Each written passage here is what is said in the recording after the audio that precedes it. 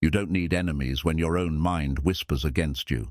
Every insult you've ever heard, every doubt you've ever believed, they start living rent-free inside your head, and slowly they turn into truth. You begin to treat yourself like a mistake instead of a masterpiece. But here's the truth. No one tells you. You are not your thoughts. You are the one who hears them. Most people spend their lives fighting the world, never realizing the real war is happening in their mind. The way you speak to yourself becomes the atmosphere you breathe in. If that voice is cruel, you suffocate. If it's kind, you heal. The power to rebuild your life doesn't start with motivation. It starts with mercy toward yourself.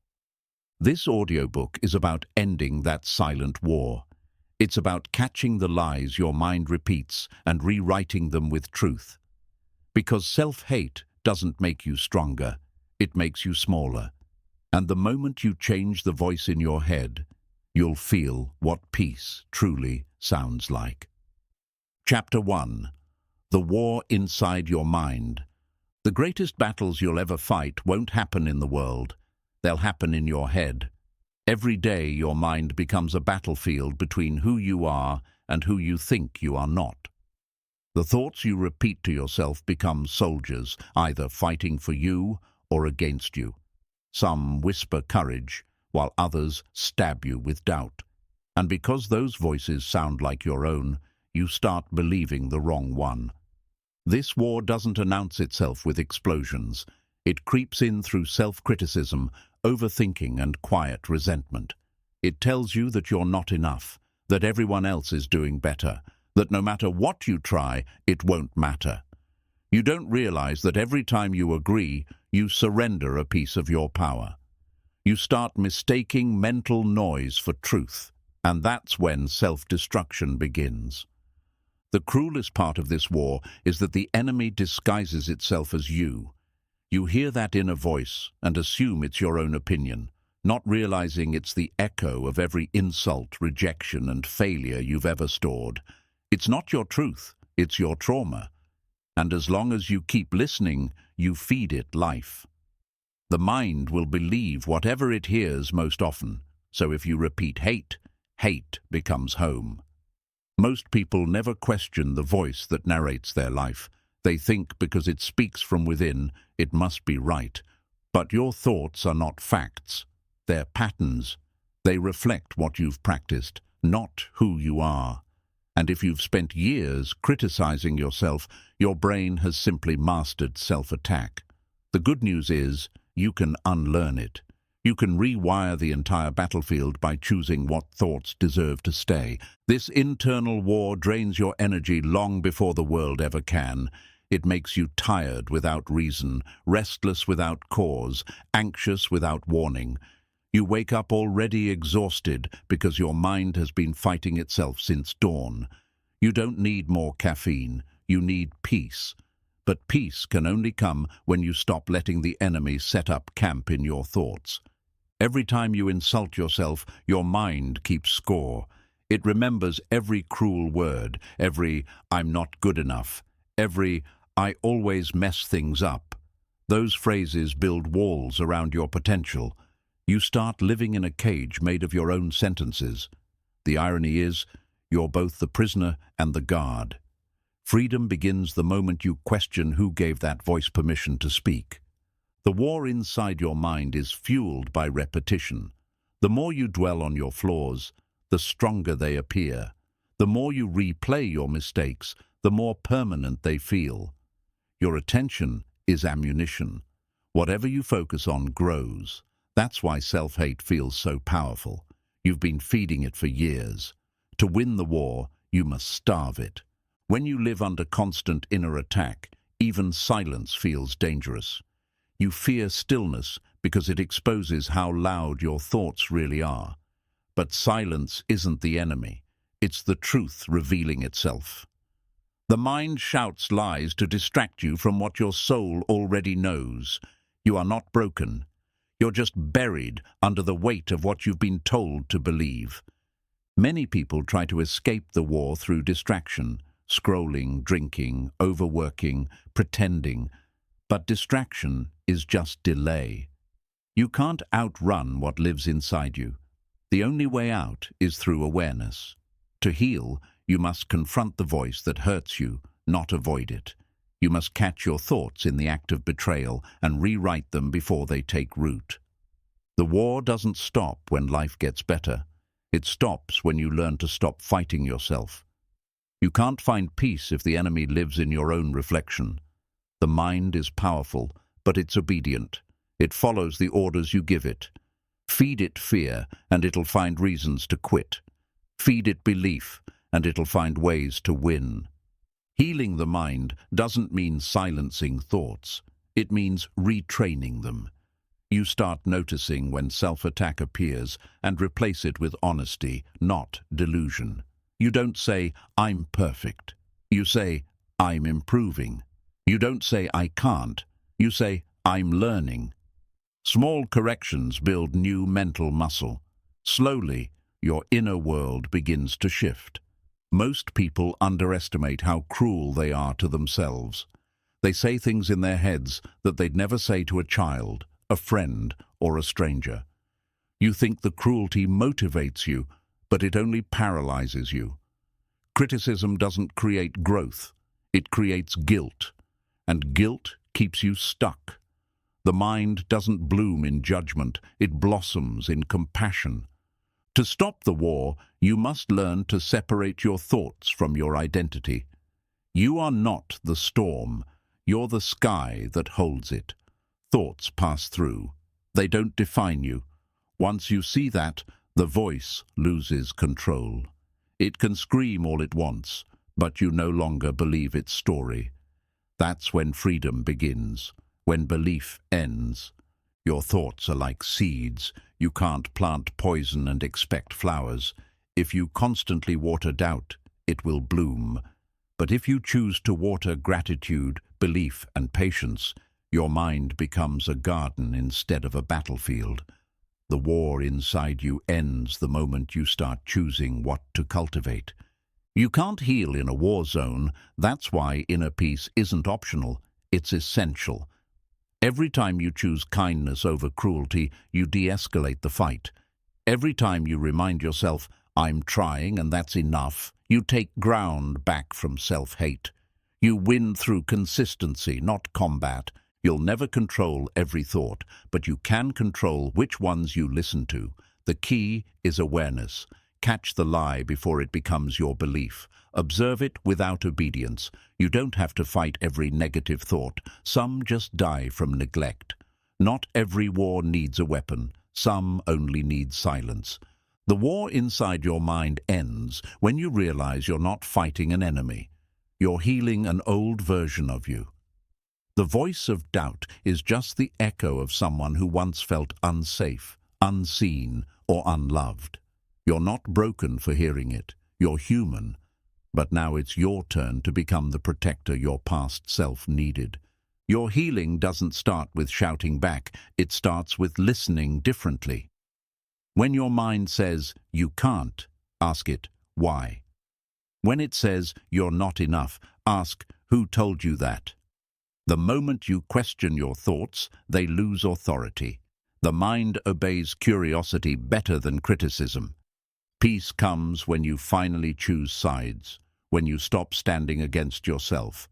You can't win a war you keep funding. Starve the lies, feed the truth, and watch how quickly your inner world transforms. The loudest voice in your head doesn't have to be the harshest. It just needs to be the one that finally believes in you. And one day, the war will end, not because life got easier, but because you learned that you were never the enemy. You were the soldier and the survivor. The battlefield was just the space where you finally learned how to choose yourself. That's where freedom begins, not outside, but within. Chapter 2. How negative self-talk becomes a habit.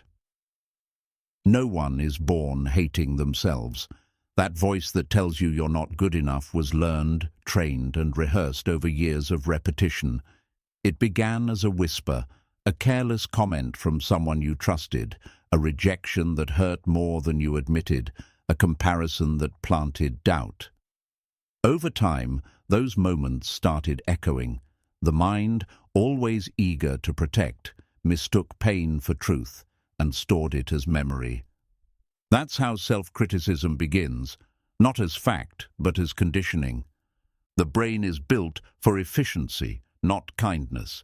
Whatever you repeat, it automates. If you tell yourself, "I'm a failure," often enough, the brain saves it like a shortcut.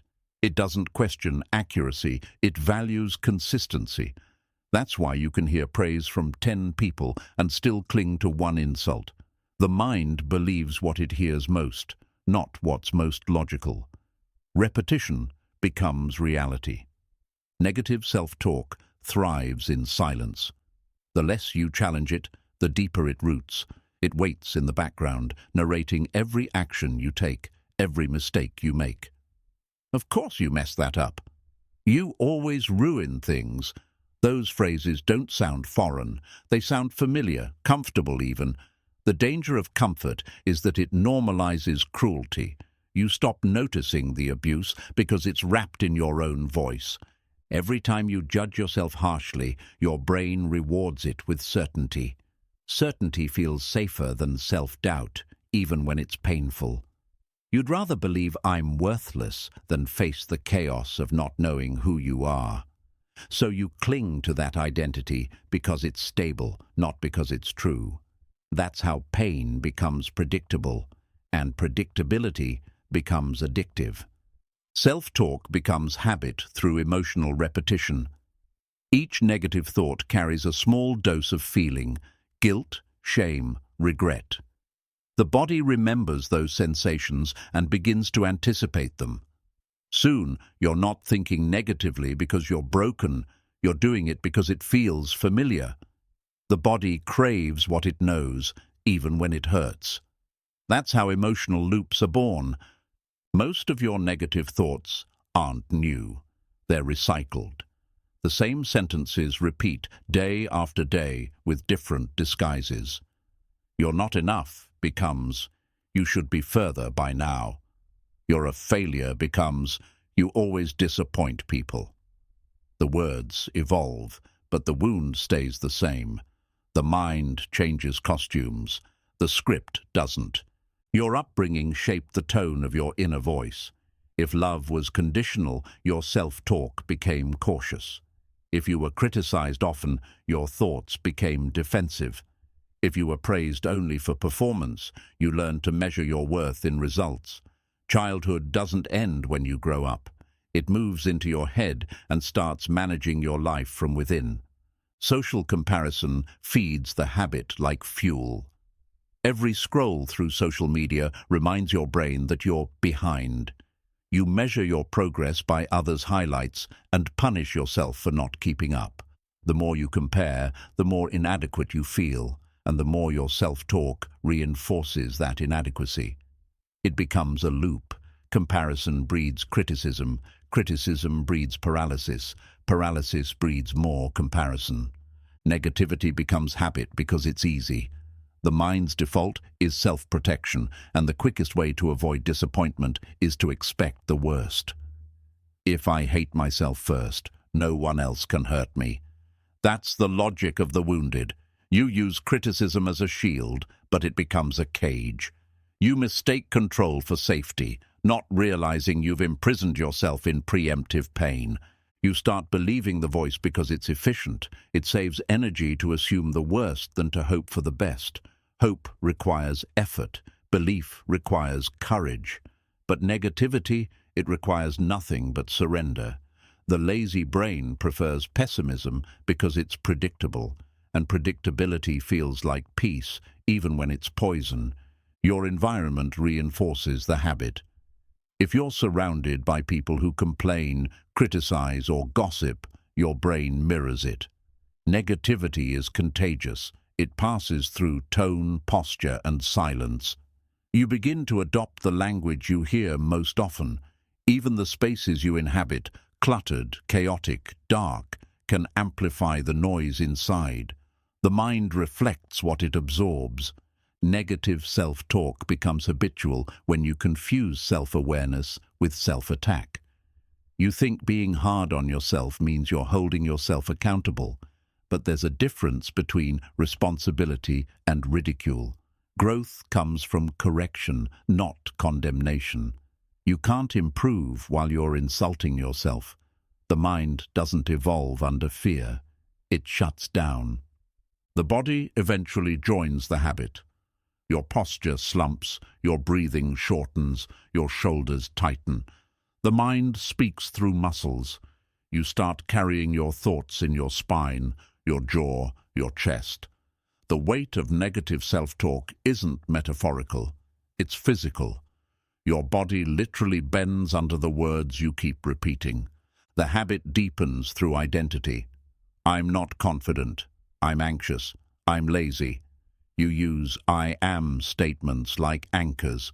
Instead of describing a moment, you define your existence. Words are blueprints. Repeat them long enough, and they build the house you live in. Change your language, and the foundation starts to shift. You reinforce the cycle through attention. The mind filters out anything that contradicts its beliefs. Compliments slide off. Criticism sticks. The brain protects its version of reality, even when that reality hurts you. That's why breaking negative self-talk feels unnatural. You're literally rewiring perception. Self-talk becomes habit through neglect. You don't consciously choose to hate yourself. You simply stop choosing to love yourself. The mind left unattended turns against its owner. You must guide it the way a gardener guides growth. Prune what poisons, water what heals. Otherwise, weeds win by default. Negativity grows stronger in secrecy. The more you hide your inner thoughts, the more power they gain. Shame thrives in silence. Speaking your pain, to a friend, a journal, or even aloud to yourself, disarms it. Once exposed to light, lies lose their authority. Breaking the habit begins with awareness, not affirmation. You can't heal what you refuse to see. You must catch the cruelty mid-sentence and replace it with curiosity. Ask yourself, would I say this to someone I love? If not, it doesn't belong in your mind. The mind is programmable, and every thought is a line of code. You've spent years writing scripts of self-doubt. Now it's time to debug them. Each moment of mindfulness is a rewrite, each kind thought a patch in the system. Change doesn't happen in one declaration. It happens through daily reprogramming. Negative self-talk only wins when you mistake it for truth. Once you realize it's just a habit, a reflex, not a reality, you take back control. You can't stop the voice from speaking, but you can stop believing its tone. And the moment you do, the war begins to end, not with noise, but with awareness. That's how freedom begins, one thought at a time. Chapter 3. The lies you tell yourself without knowing. The mind is clever. It doesn't always attack you with obvious cruelty. Sometimes it traps you with gentle lies that sound like truth. I'm just being realistic. I don't deserve better. It's too late for me. These sentences seem harmless, but they quietly sabotage every attempt at growth. The most dangerous lies are the ones you repeat so often that they become invisible. Background noise guiding your every decision without question. One of the first lies is the belief that you're broken. Somewhere along the way, you decided that because you've been hurt, something in you must be permanently damaged. But being hurt doesn't mean you're broken. It means you're alive. Pain is proof of depth, not defect. The lie convinces you to stop trying, to accept less, to view healing as impossible, when in truth, you were never beyond repair. Another lie is the illusion that you must earn your worth. You grow up in a world that teaches you value is conditional, based on looks, success, or productivity. So you chase perfection, hoping achievement will finally make you feel enough.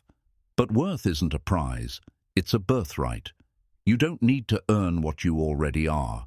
The moment you stop performing for approval, you start living in peace.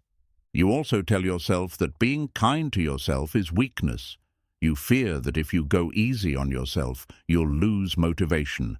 So you punish, shame, and guilt yourself into improvement. But fear doesn't create discipline. Love does. The truth is, you can't hate yourself into a version of you that you'll love. Compassion doesn't make you soft. It makes you sustainable. Many people live by the lie that I'll be happy when I lose weight, when I make more money, when someone loves me. This lie keeps your peace permanently out of reach. You become addicted to future conditions instead of present gratitude. The moment you realize happiness is built internally, not achieved externally, you start freeing yourself from that endless chase. The mind also tells you that overthinking equals preparation. You believe that worrying more means caring more. But rumination isn't readiness, it's resistance disguised as responsibility. You're not preventing disaster, you're reliving it before it even happens. The truth is, peace doesn't come from control, it comes from trust. Another subtle lie says, I can't change. You've failed before, so your brain uses that memory as proof of permanent limitation. But failure isn't evidence, it's feedback. The only thing that makes it permanent is belief. Every time you tell yourself you can't, you close a door that was never locked. Growth begins the moment you stop convincing yourself you're stuck. You lie to yourself when you assume people's rejection defines your value. Someone didn't choose you, so your mind translates that as, I'm unworthy. But rejection often means redirection. It protects you from paths that weren't aligned with your evolution. Not being chosen doesn't mean you're not enough. It just means you were meant for a higher purpose than their understanding. The lie that time has run out keeps millions from becoming who they're meant to be. You think you've missed your chance, that it's too late to start again. But time doesn't determine readiness. Decision does. The clock isn't your enemy, hesitation is. Every sunrise resets opportunity. You're not late, you're simply beginning at your appointed hour. One of the most common lies is, I don't have what it takes. You look at others and assume they're built differently. Smarter, braver, luckier. But every person you admire has felt the same fear. The difference is they didn't let it stop them. Talent can spark you, but consistency sustains you. You already have what it takes. You just haven't fully used it yet. You also tell yourself that healing means forgetting. So you try to erase your past, pretending it didn't happen. But forgetting isn't healing. It's avoidance. True peace doesn't come from deleting memories. It comes from transforming them into wisdom. You don't need to erase your past to move forward. You just need to stop letting it define your present. The lie that strength means doing everything alone keeps you suffering in silence. You equate independence with invincibility, refusing help because you mistake vulnerability for weakness. But asking for support isn't surrender, it's strategy. You can walk alone, yes, but even mountains erode without balance. Real strength is knowing when to lean without falling. Another destructive lie says, I don't deserve peace until I fix everything. You postpone rest, happiness and forgiveness, telling yourself they must be earned. But peace isn't a reward, it's a requirement. You can't wait for a perfect life to start living. You must build peace in the mess, not after it. You lie to yourself every time you pretend you're fine when you're not.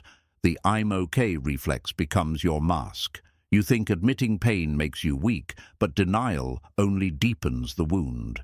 Healing demands honesty. Pretending to be strong doesn't make you strong. Facing your truth does. The mind tricks you into believing that comfort equals safety. You stay in familiar pain because it's predictable. You call it peace, but it's really paralysis. Growth often feels unsafe at first, not because it's wrong, but because it's new. Comfort zones are cages with padded walls. They protect you, but they also prevent you. You also tell yourself the lie that being busy equals being valuable. You fill every hour to avoid stillness, afraid of confronting what silence might reveal. But activity without alignment is just motion, not progress. Busyness numbs you from meaning. Stillness, on the other hand, reintroduces you to purpose. One of the deepest lies is that forgiveness means weakness. You resist letting go because you believe holding the grudge keeps you strong, but hatred drains you faster than pain ever did. Forgiveness doesn't excuse what happened. It frees you from what's still happening inside you. Letting go isn't weakness, it's wisdom. The lie that no one understands me isolates you from healing. Pain convinces you that you're alone in it. But everyone fights unseen battles. Everyone doubts themselves. The specifics differ, but the struggle is universal. The moment you share your truth, you realize you were never alone. You were just quiet. Another lie is that failure defines your identity. You've failed before, so your mind calls you a failure. But events don't equal essence. You failed at something. That's all. The lie tricks you into attaching temporary outcomes to permanent identity. Failure isn't the opposite of success. It's a chapter within it. The mind also whispers, if I don't worry, I'll lose control. You think anxiety keeps you prepared, but it only keeps you imprisoned. Worry is a form of control disguised as care. It doesn't prevent pain, it prolongs it. Peace requires surrender, the courage to stop trying to predict everything and start trusting your ability to handle anything. You lie when you tell yourself, I'm just not lucky. Luck is a convenient excuse that hides fear of effort. Those who appear lucky usually worked consistently in silence long before results showed. You don't need luck, you need leverage, and leverage is built through learning and persistence. The lie of I don't belong roots itself in childhood wounds. Maybe you were different, misunderstood or excluded. The mind turned isolation into identity. But belonging isn't about fitting in, it's about being real. The people who truly matter won't ask you to shrink. You don't need to earn space, you need to claim it. Another lie tells you that emotions are the enemy. You've been told to stay strong, which often meant stay numb. But feelings aren't flaws, they're feedback. They reveal what's unhealed, what's important, what's ready for change. You can't suppress emotion without suppressing life. Feeling deeply is not a weakness, it's your greatest tool for transformation. You lie to yourself every time you call yourself lazy when you're actually overwhelmed. You're not unmotivated, you're exhausted, mentally or emotionally. But instead of compassion, you offer condemnation. Rest doesn't mean giving up, it means recharging. The mind that rests grows sharper than the one that constantly runs. Another lie is that people who hurt you destroyed your future. They didn't, they simply redirected it. What they broke was not your destiny, it was your illusion. The pain they caused forced you to build independence, clarity and strength that comfort never could. You're not ruined, you're rebuilt. You also tell yourself that love must hurt to be real. You confuse attachment with affection, tolerance with loyalty, but love doesn't demand suffering to prove sincerity. Real love builds you, false love bleeds you. Once you learn the difference, you stop confusing pain for passion. The mind lies when it tells you you're falling behind. You measure your timeline against someone else's highlight reel, forgetting that growth isn't linear. The oak and the rose don't bloom at the same speed, yet both are beautiful. Your pace doesn't determine your purpose. You also tell yourself, I should be further by now. That word, should, becomes a weapon. It attacks your present with regret for the past. but you are exactly where you need to be to learn what's required next. The delay is not denial, it's design. Patience is the proof of maturity. One of the sneakiest lies is, "I don't care." You say it to sound strong, but it's a disguise for disappointment. Indifference is easier than honesty. Pretending not to care is a shield to protect your heart from admitting how deeply you do. But numbness isn't strength, it's surrender in disguise. You also believe the lie that growth means never feeling weak again. You think healing will make you immune to pain, but the truth is, healing makes you aware, not invincible. You'll still feel fear, anger, sadness, but now you'll know how to respond instead of react. Wisdom doesn't erase emotion, it refines it. The mind says, "I can't forgive myself."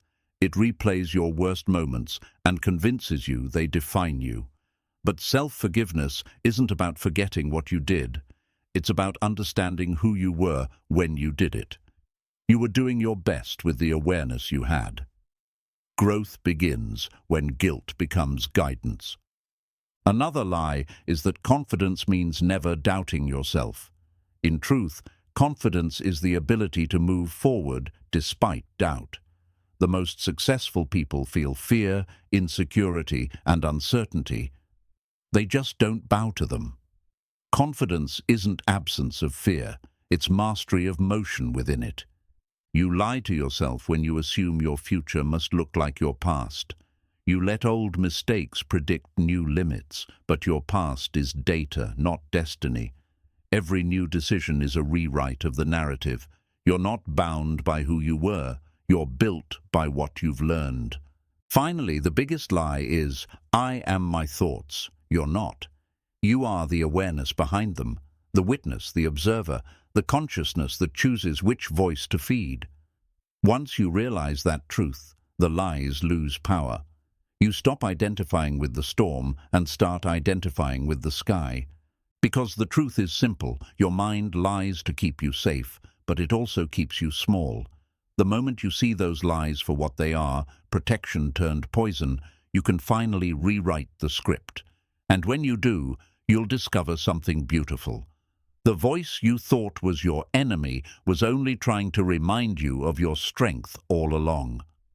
Chapter 4. Reprogramming the voice in your head. The voice in your head isn't fixed, it's trained.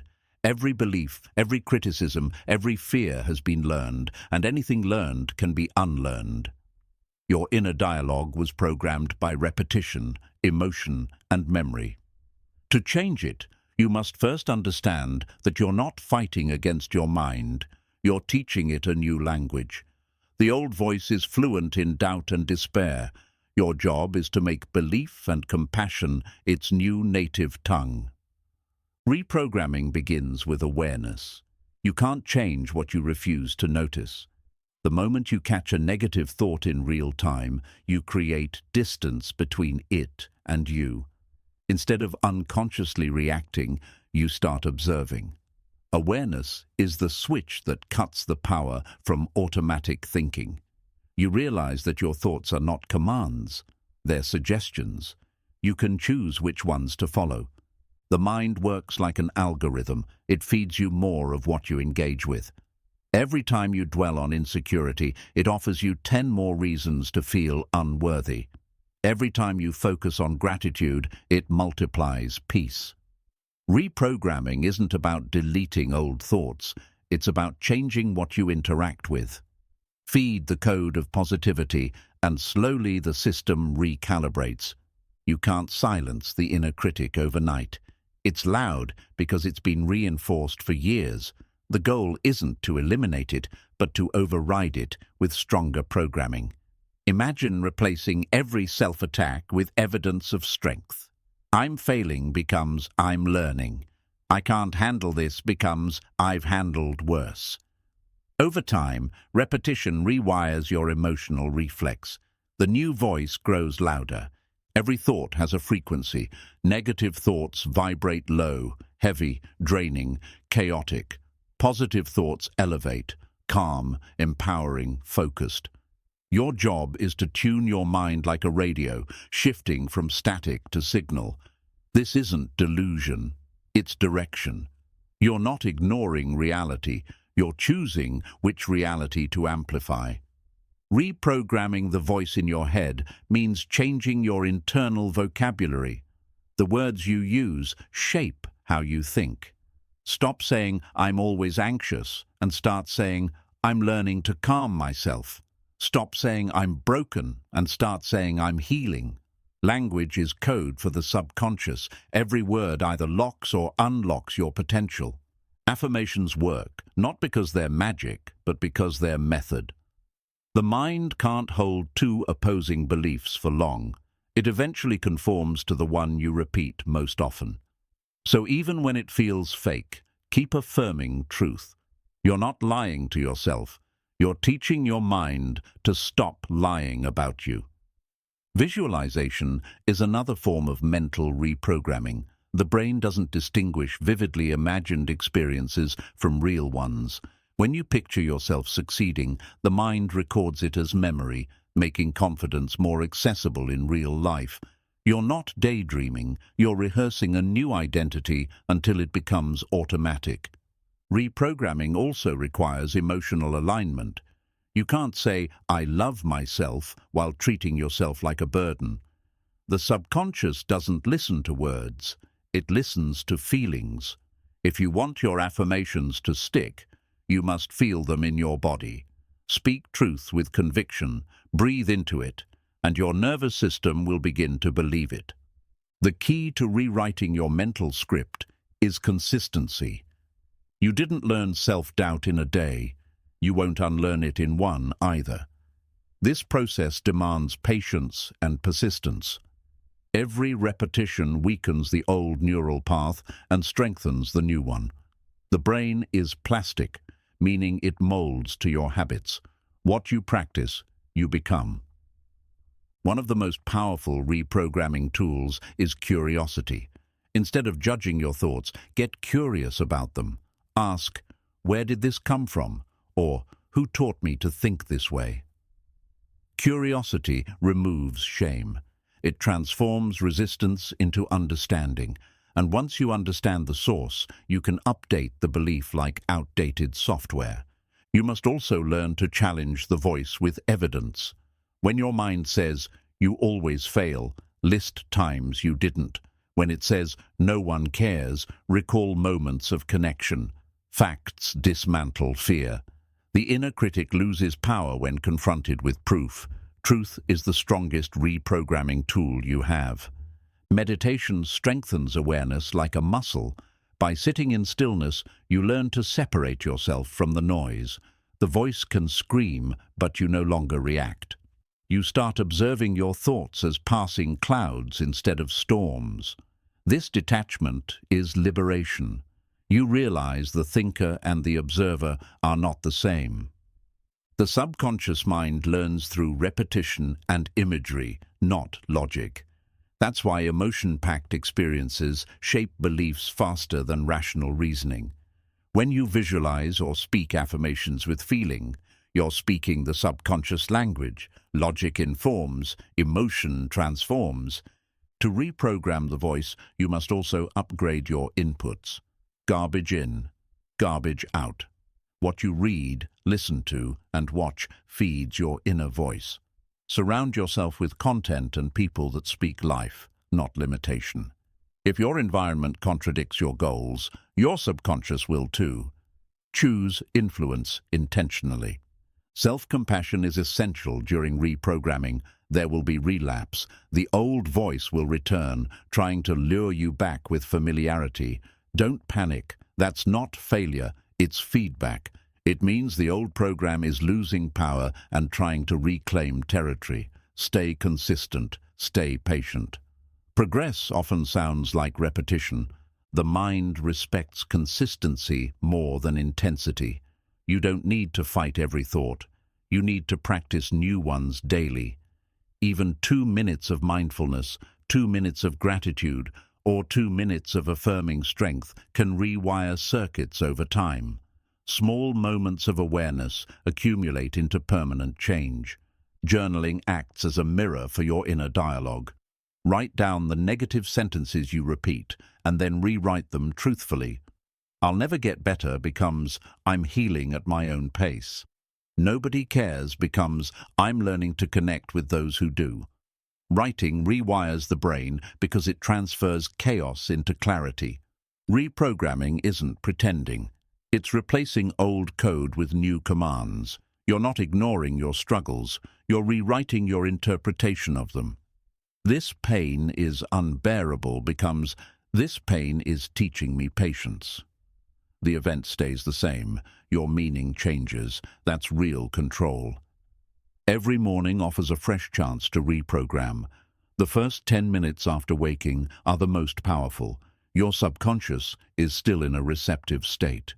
Speak kindly to yourself before the world speaks to you. Don't start your day with social media, start it with self-direction. The voice you hear first sets the tone for the rest of the day. Repetition is sacred work. The more you practice new dialogue, the less energy the old voice receives. Eventually, the critic will sound outdated, like an old recording you've outgrown. That's the sign of transformation. You haven't silenced the voice, you've simply stopped giving it the microphone. Emotional triggers are hidden opportunities for reprogramming. When the old voice resurfaces, during rejection, stress, or failure, it's your cue to intervene. Catch it mid-sentence and rewrite it immediately. Every triggered thought is a training session. Each time you respond differently, you rewire faster. Self-talk becomes identity through tone. Notice how your inner voice sounds, harsh, impatient, disappointed. Then consciously change its tone. Imagine how you'd speak to a child learning something new. Gentle, firm, encouraging. That's how your mind learns best. Compassion is correction done wisely.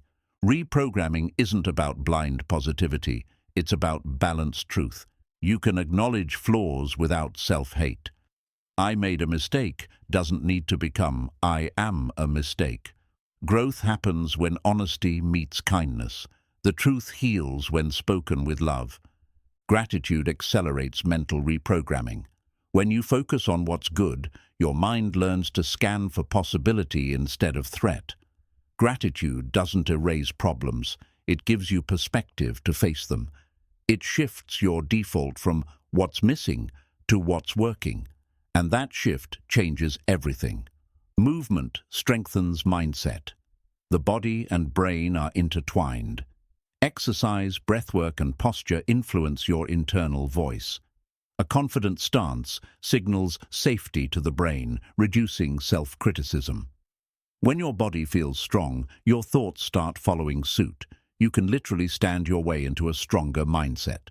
Reprogramming also means forgiving the old voice. It once existed to protect you from embarrassment, rejection, or risk. It tried to keep you small, to keep you safe. Thank it, then release it. You can't build a new mindset while hating the old one. Compassion clears the path for transformation.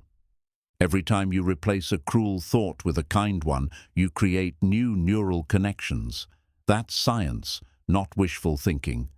Neuroplasticity proves the brain adapts to new input. The more kindness you practice, the more natural it becomes. What feels fake at first becomes automatic later. To reprogram deeply, you must connect action to belief. The brain trusts behavior over intention. Don't just say, "I'm capable." Act like it. Each follow-through reinforces the new identity. Belief without behavior is theory. Belief with behavior is transformation. Your triggers will always test your programming. When stress hits, the old voice resurfaces out of habit. Don't panic. This is the final stage of rewiring. The test isn't to prove perfection. It's to practice persistence. You're not starting over. You're leveling up. You reprogram faster when you celebrate progress, no matter how small. Every time you respond with calm instead of criticism, you've won. Acknowledge those moments. Celebration reinforces new behavior faster than correction does. The brain craves reward. Give it reasons to repeat growth. Sleep resets your subconscious. Before bed, feed it positivity. Reflect on 3 things you did right today. Whisper gratitude for your effort. The brain processes your last thoughts before sleep deeply. Let your final words to yourself be gentle ones. That's how reprogramming continues even in dreams. Over time, you'll notice the voice changing. It becomes calmer, wiser, quieter. It starts guiding instead of judging. You realize you no longer need to fight your thoughts because they're finally working with you, not against you. The war ends not through silence, but through alliance. And one day, you'll catch yourself thinking kindly without effort. You'll look back and realize the critic has become a coach, the self-hate has turned into self-respect. That's when you'll know the reprogramming is complete. Not because the voice disappeared, but because it finally speaks your truth. Chapter 5. Learning to speak to yourself with compassion. Compassion is the language of healing, yet it's the one most people forget to speak to themselves. You've learned to comfort others, to encourage, to forgive, but when it comes to your own mistakes, you turn ruthless. You use words that cut deeper than any insult ever could. Learning to speak to yourself with compassion isn't self-indulgence, it's survival. It's reteaching your mind that growth cannot happen in an environment of cruelty. The way you talk to yourself becomes the blueprint for how you live. Every phrase you whisper internally creates a chemical response. Words of kindness calm your nervous system. Words of hatred trigger it. That's why you feel exhausted after a day of self-criticism. Your body has been fighting a battle it doesn't understand.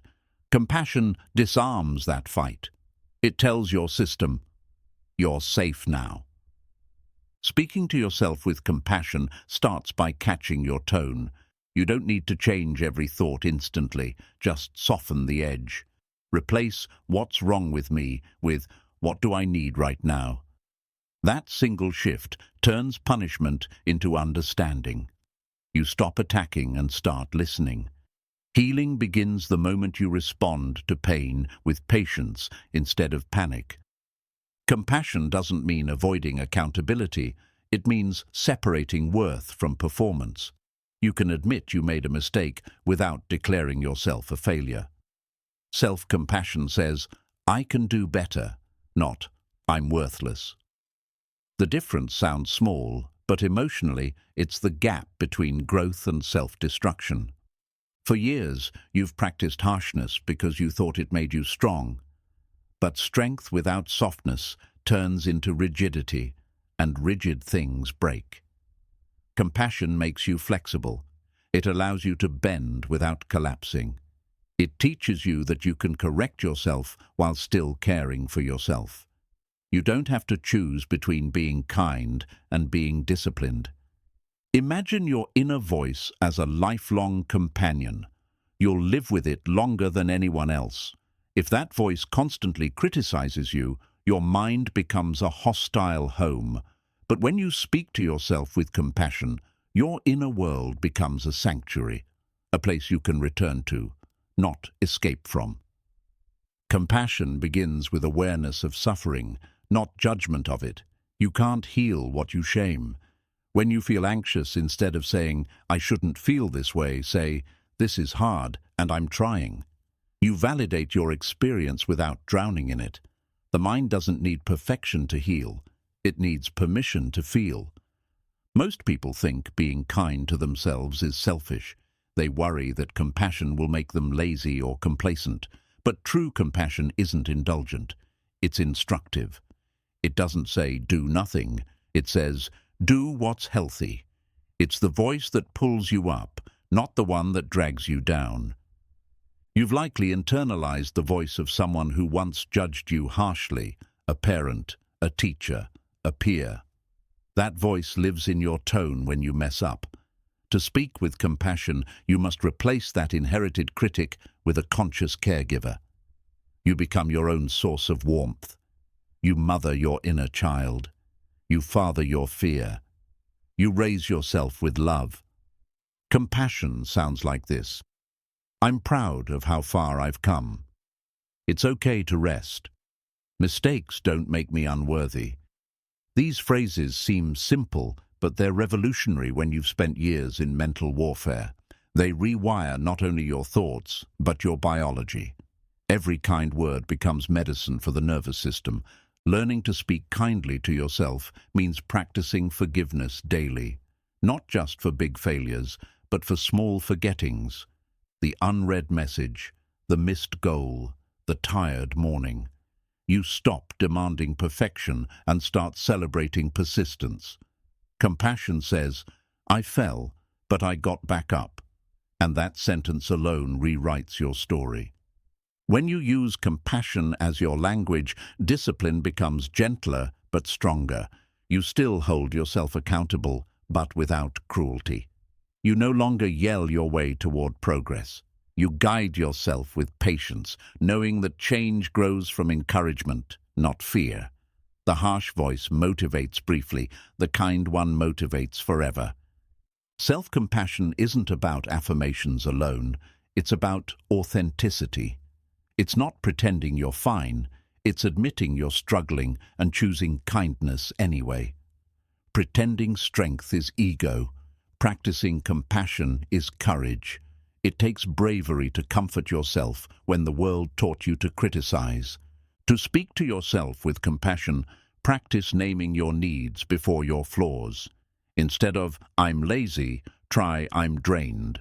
Instead of, I'm so stupid, try, I made a mistake, but I can learn from it.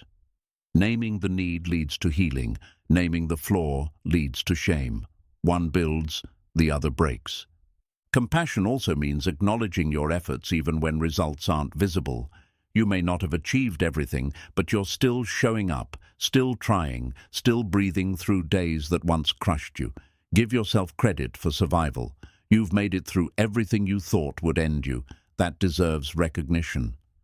Speaking to yourself with compassion means treating your mind like a garden, not a battlefield.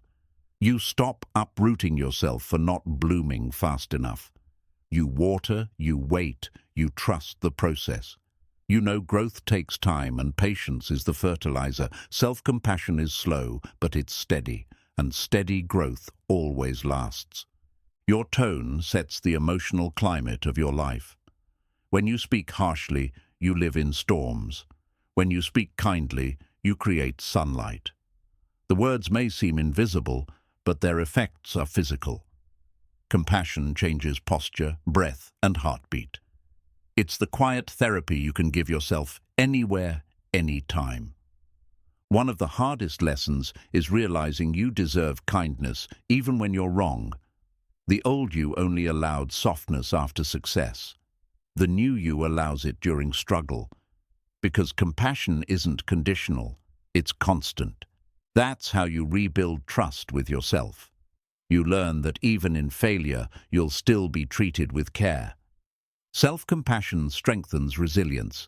People think toughness comes from hardening, but real toughness comes from elasticity, the ability to recover. You bounce back faster when your inner dialogue is nurturing. You no longer waste energy on self-blame. You use that energy to rebuild. To develop compassion, listen to how you speak in moments of disappointment. Would you say those words to a friend? To a child? If not, they don't belong in your head. Kindness isn't weakness, it's wisdom. It means you understand that healing happens faster in warmth than in war. You cannot speak to yourself like a villain and expect to live like a hero. Your words must align with your goals. You want peace? Speak peace. You want courage? Speak courage. You want freedom? Speak forgiveness. The mouth of your mind must become a source of your own salvation. Compassionate self-talk requires mindfulness. The mind moves quickly, but kindness moves intentionally. Slow down before reacting. Breathe before judging. Ask what lesson the moment is teaching you before punishing yourself for experiencing it. Mindful compassion transforms chaos into clarity.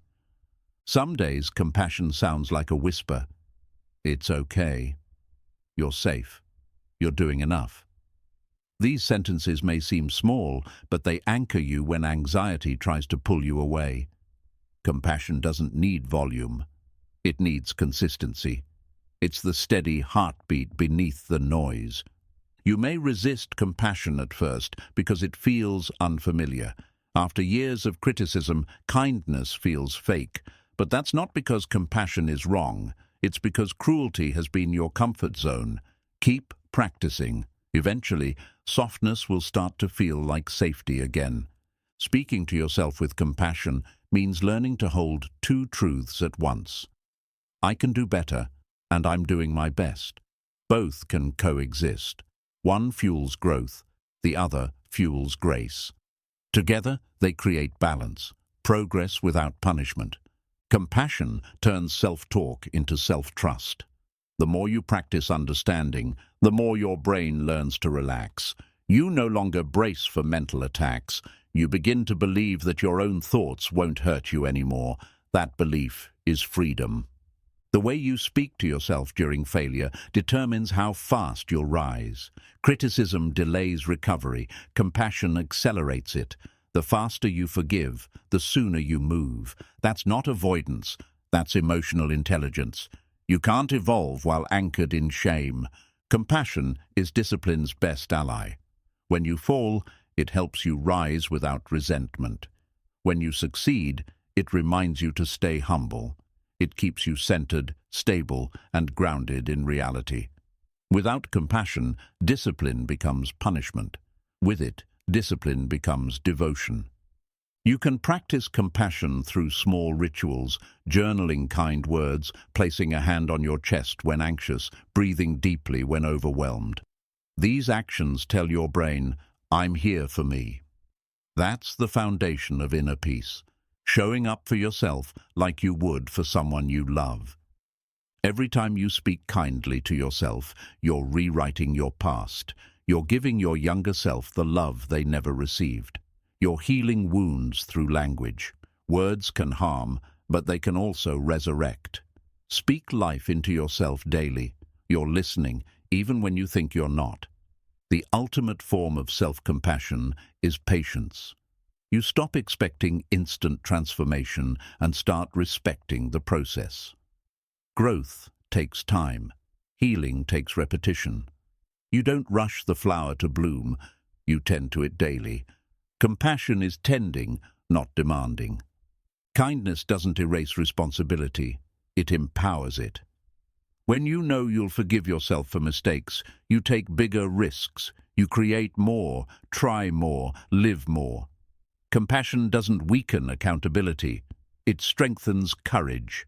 The mind that learns compassion becomes your greatest ally. You no longer dread being alone with your thoughts. Silence stops being punishment and starts being rest. The war ends not because you conquered the voice, but because you befriended it. One day, you'll notice your self-talk shifting naturally. You'll catch yourself saying, it's okay, we'll figure it out, instead of, I can't believe I did that. That's the moment compassion becomes instinct. You've trained your mind to speak love fluently. And when that happens, you'll realize something profound. You were never unworthy. You were simply unkind to yourself. And the moment you learned to speak with compassion, you didn't just change your words, you changed your entire world. Chapter 6. Turning self-doubt into self-discipline. Self-doubt is not your enemy. It's a signal. It appears when your mind senses growth, when you step beyond the borders of what feels familiar. Most people interpret it as a stop sign, but it's actually a mirror asking, are you ready to prove yourself wrong? The goal isn't to erase doubt, it's to redirect it. When you learn to turn that uncertainty into structure, hesitation becomes movement and fear becomes fuel. Discipline begins where emotion ends. When you're consumed by self-doubt, your feelings are unreliable. They tell you to stop, to rest, to retreat. Discipline doesn't argue, it simply acts. It doesn't wait for confidence because it knows confidence is the result, not the requirement. The secret to progress isn't eliminating doubt, but outworking it. Every time you let self-doubt win, you reinforce weakness. The brain learns through repetition, so if every challenge ends in hesitation, your mind wires in avoidance. But when you act despite fear, even in small ways, your brain learns new associations. Fear means forward. Every repetition of courage strengthens that neural connection until doubt loses authority. You don't have to feel capable to be consistent. The best performers, creators, and leaders are not those who never doubt themselves. They're the ones who move anyway. They've learned that the mind can't differentiate between confidence and repetition. The more often you show up, the more your brain accepts it as normal. That's how doubt becomes discipline, through consistency, not clarity. Self-doubt thrives in the absence of evidence. When you haven't proven to yourself what you can do, your mind fills the void with fear. Discipline creates that missing evidence. Each small task completed, each promise kept, becomes proof. Proof replaces uncertainty. You stop needing motivation because you've built momentum. Turning doubt into discipline starts with lowering the bar for action. Don't set impossible goals to prove your worth. Start with attainable steps that prove reliability. When you complete what you start, even something simple, you rebuild trust with yourself. Self-trust is the foundation of self-discipline. Most people mistake self-discipline for perfection, but it's actually self-respect in action.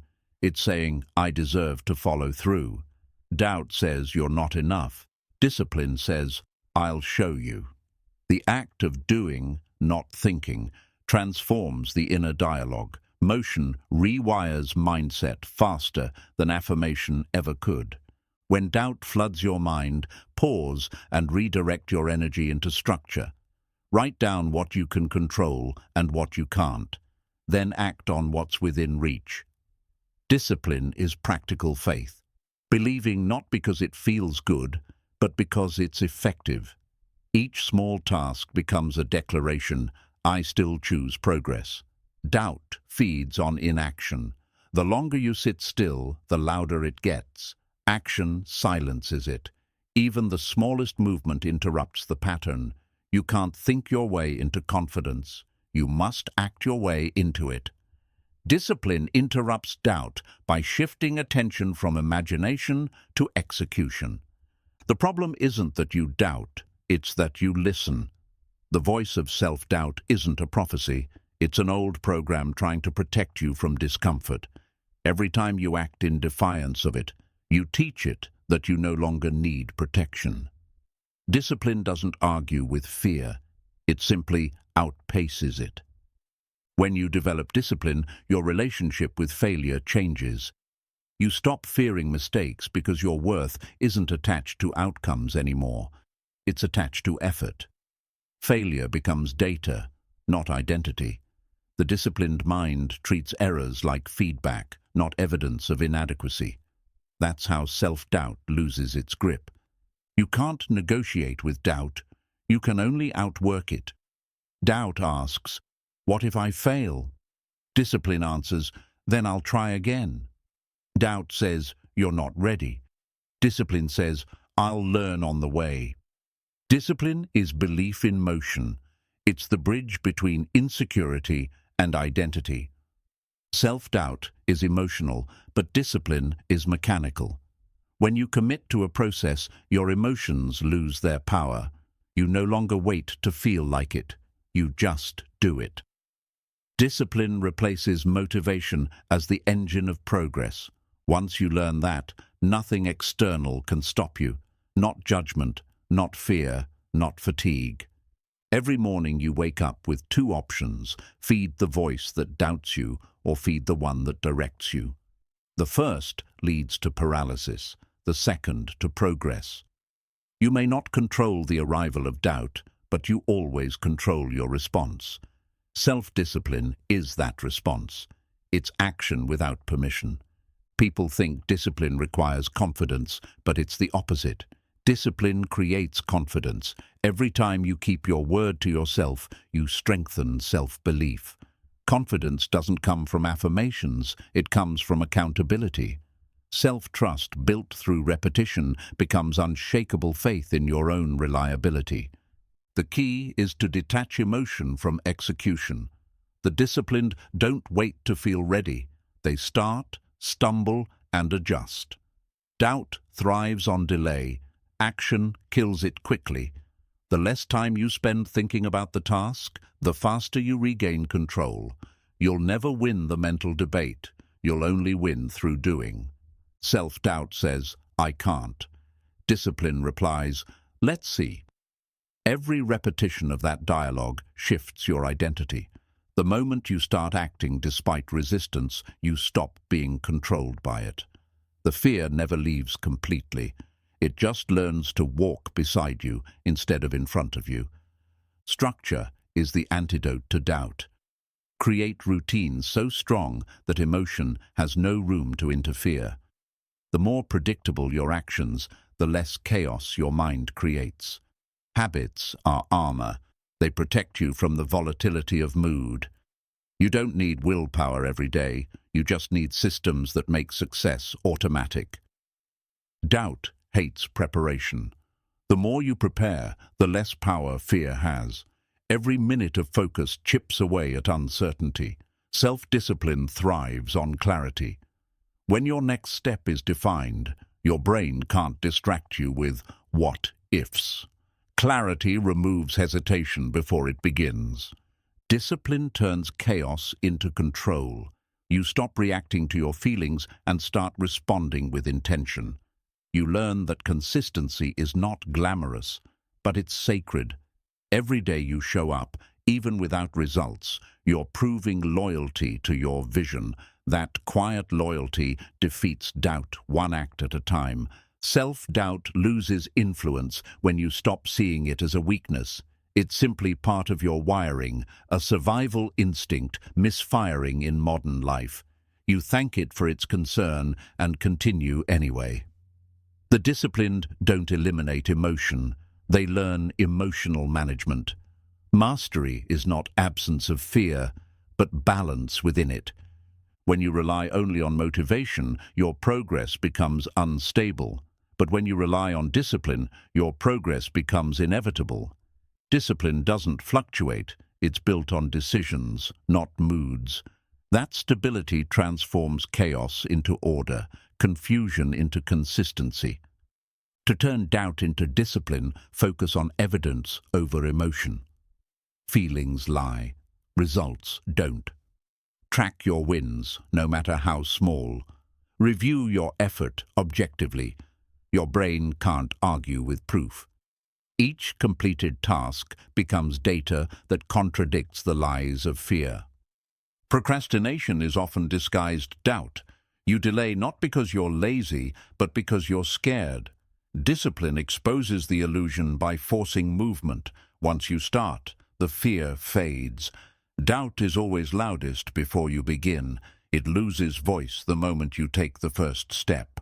You can't wait for belief to begin. Belief begins through doing. Start before you feel certain. Self-discipline is built through repetition of courage, small acts that tell the mind, "We do hard things." That repetition eventually overwrites insecurity with instinct. Discipline thrives when you prioritize progress over perfection. Doubt feeds on perfectionism, convincing you that flaws invalidate effort. But discipline knows imperfection is part of mastery. You learn by doing, refining through mistakes, growing through discomfort. Progress, not perfection, is the goal. To discipline the doubtful mind, use commitment rituals. Write your goals daily.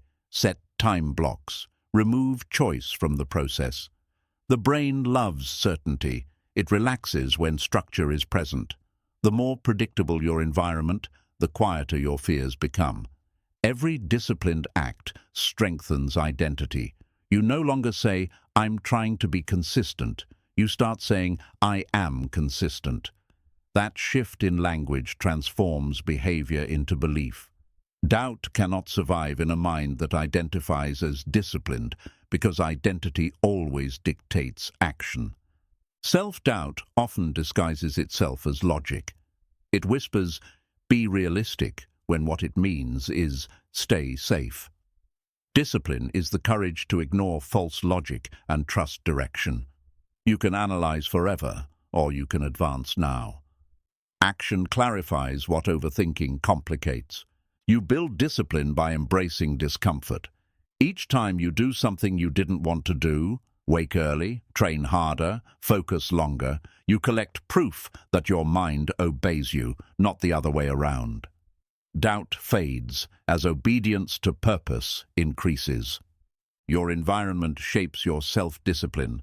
Surround yourself with people who live by principles, not excuses. Energy is contagious. If you walk among the disciplined, your standards naturally rise. Association becomes motivation when chosen wisely. Doubt becomes dormant when you live with integrity. Keep promises to yourself even when no one's watching. Each kept promise adds another brick to the fortress of faith within you. Eventually, you stop seeking validation because your results speak louder than your fears ever did. Discipline isn't punishment. It's liberation. It frees you from dependence on fleeting emotion. It turns chaos into clarity and fear into fuel. You stop being ruled by how you feel and start living by what you value. That's the foundation of a fulfilled mind. When you turn self-doubt into discipline, you stop waiting to feel ready. You start realizing readiness is created through repetition. Each day you show up imperfectly, you're training your mind to trust your effort more than your emotion. That's how resilience is born, not from confidence, but from commitment. And one day, without noticing, you'll realize that the same voice that once said, "You can't," now whispers, "You can." It won't happen overnight, but it will happen inevitably. Because self-doubt can't survive in a mind that has proven through discipline that it is unstoppable. The truth is, self-discipline is born in the same soil where self-doubt grows. They share roots, fear, uncertainty, and the need for control. The difference is that doubt reacts, while discipline responds. Doubt is emotion-driven, discipline is purpose-driven. When you learn to pause between fear and action, you gain control of your narrative. That pause is where transformation begins, where doubt loses its grip and decision takes over. When your mind says, "I don't know if I can," discipline replies, "Let's find out." That single sentence separates those who dream from those who do. Most people waste years negotiating with fear instead of proving it wrong through movement. But action is truth. It silences arguments. The more you act, the less room there is for inner debate. Doubt thrives on hesitation. It dies in momentum. Each time you break a promise to yourself, self-doubt multiplies. Your brain learns that your word can't be trusted and your confidence decays. But when you follow through, even on small things, you rebuild the bridge between intention and action. That bridge is discipline. You don't need giant victories. You need daily proof that you are dependable. Reliability is how self-doubt transforms into quiet self-belief. Self-discipline is not about punishment. It's about partnership with your future self. Every disciplined act is a message to your tomorrow saying, "I'm taking care of you." When you think this way, effort becomes service, not struggle. You stop asking, "Do I feel like it?" and start saying, "They're counting on me." That shift turns resistance into responsibility and responsibility into strength. You can't think your way out of doubt. You have to work your way through it. The mind follows what the body repeats. So train it through consistent patterns. Wake early, finish tasks, stay focused, stay humble. These small disciplines become the proof your brain needs to override hesitation. Every action is a vote for the person you're becoming. Cast enough votes, and the old identity collapses. Doubt speaks in questions. Discipline answers with action. The dialogue never disappears. You just change who gets the final word. The mind may whisper, "What if it fails?" But your body responds, "We'll adapt." Over time, this becomes instinct. You act before fear has the chance to argue. That's mastery, when movement becomes your default mode of thinking. Consistency is the bridge between fear and faith. Every day you show up, you strengthen the muscle of self-trust. You realize that discipline doesn't eliminate fear. It teaches you to move with it. Courage isn't the absence of doubt. It's the decision to walk forward despite it. The more you practice consistency, the more your identity shifts from "I'm trying" to "I follow through." One powerful truth about doubt is that it often disguises hidden potential. You only question yourself deeply in areas that matter to your soul. That means doubt can be a compass, not a curse. It shows you where growth is trying to emerge. Discipline is how you turn that awareness into progress. You don't run from the fear, you refine it into focus. When you live in a world that rewards quick results, discipline becomes your rebellion. While others chase comfort, you chase consistency. You don't look for shortcuts, you build endurance. That's how doubt loses its influence.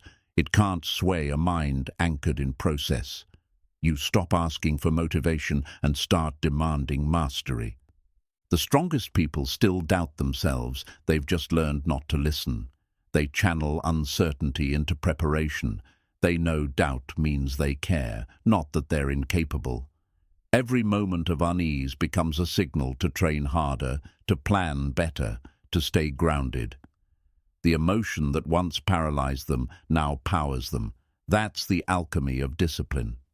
Self-discipline grows when you stop needing validation to continue. You no longer rely on applause to prove progress. Doubt loses power when external noise no longer dictates your internal direction. You do the work because it aligns with your standard, not because it earns approval. Freedom begins when consistency becomes your reward. You can't control the waves of doubt that rise inside you, but you can control the rhythm of your response.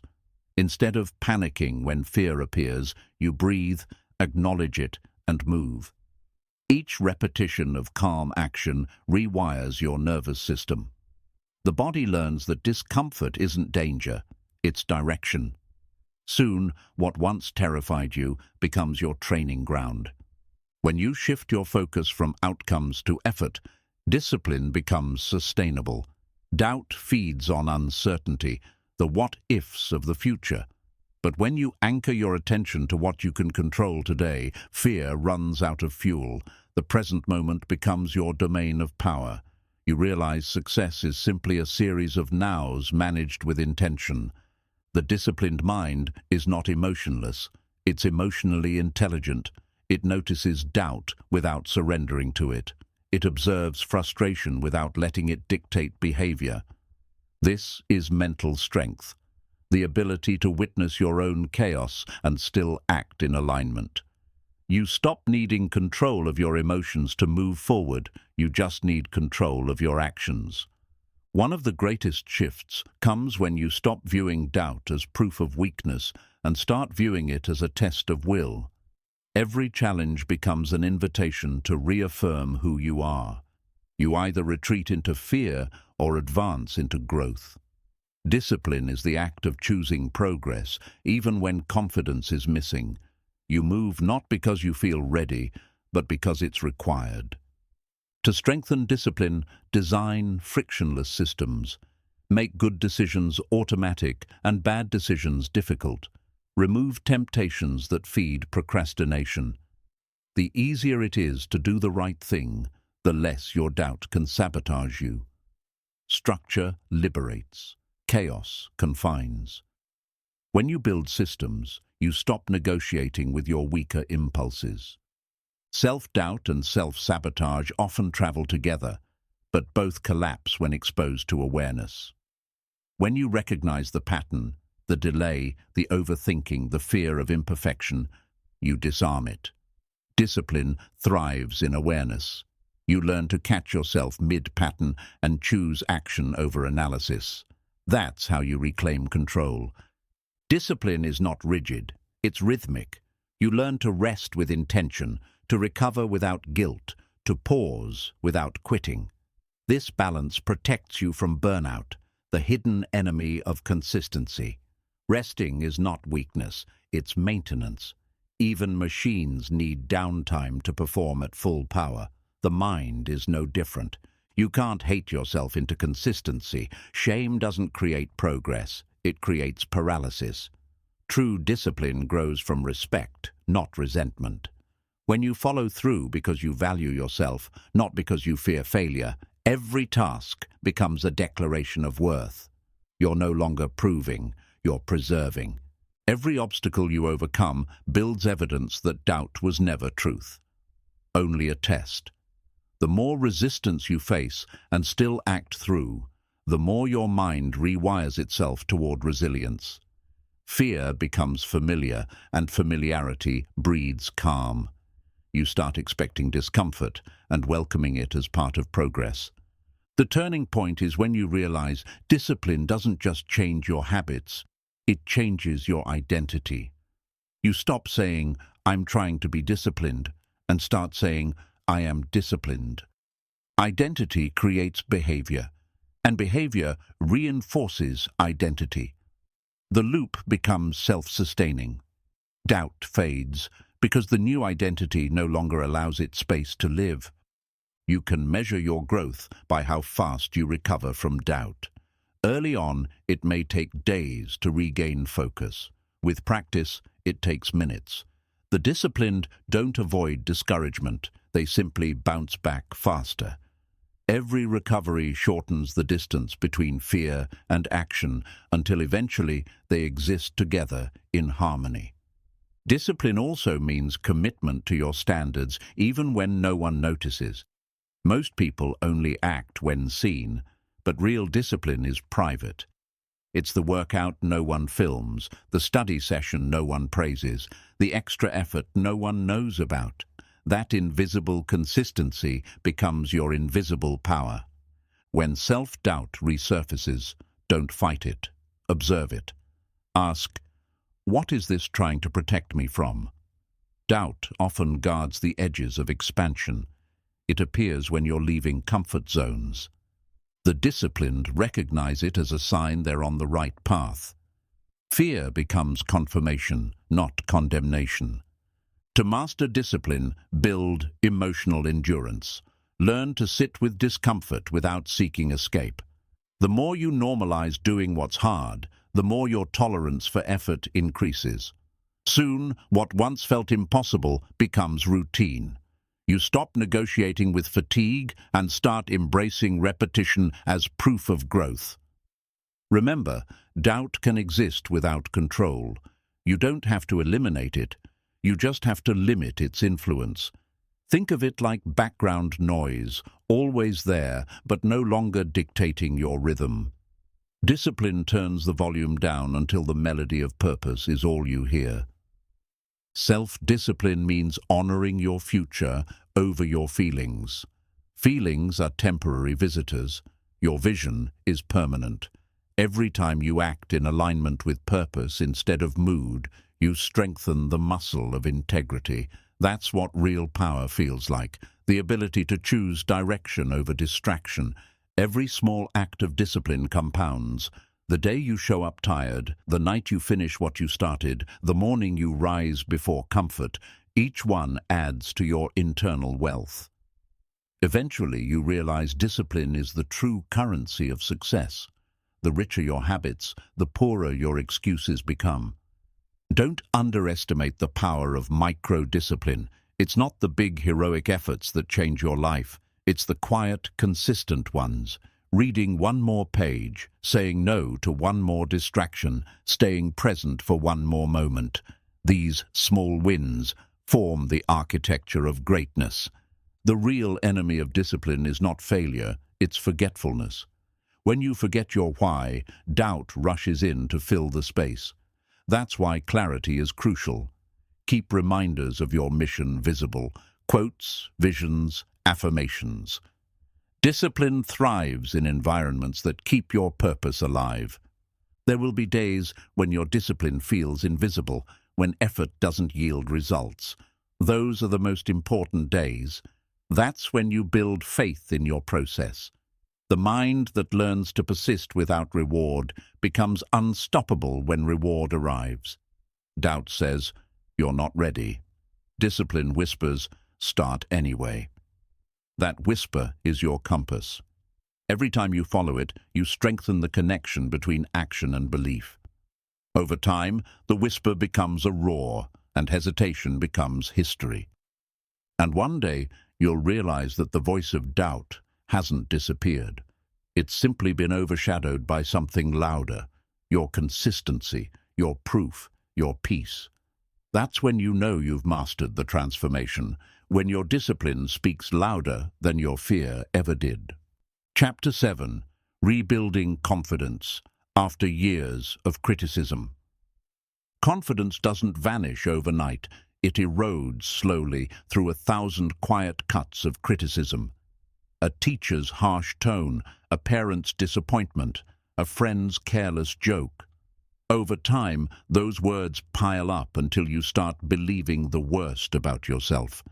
You stop taking risks. You shrink your voice. You begin to live small, not because you want to, but because the world convinced you that you're safer that way. Rebuilding confidence means unlearning that false safety. You cannot heal from criticism by waiting for praise. The same world that broke you won't rebuild you. Confidence isn't handed. It's reclaimed, piece by piece, every time you refuse to believe the old story. Every time you stand back up, even when you feel invisible, you're reminding your soul, "I'm not done yet." Criticism plants fear. Self-trust uproots it. When you start keeping promises to yourself, you start healing the damage that others' words left behind. Confidence grows not from perfection, but from reliability. It's the quiet knowing that no matter what happens, you will show up, you will stay, you will try again. Most people think confidence comes from being liked, but that's an illusion. Real confidence comes from being aligned. When your actions match your values, the opinions of others lose weight. You stop needing to prove yourself because you finally know yourself. And that kind of confidence can't be taken away. It's built from truth, not applause. Rebuilding confidence starts with silence, not the silence of fear, but the silence of reflection. You have to meet the parts of you that were told they weren't enough. You have to listen to them, comfort them, and then guide them forward. That's how you rewrite the internal script that's been controlling your life. Every harsh word you internalized created a version of you that learned to hide. But hiding only protects you from growth. To rebuild confidence, you have to be willing to be seen again, even imperfectly. Visibility is vulnerability, but it's also victory. Every time you let yourself be visible, you reclaim a little more power from the past. Criticism trains you to expect rejection, even when none is present.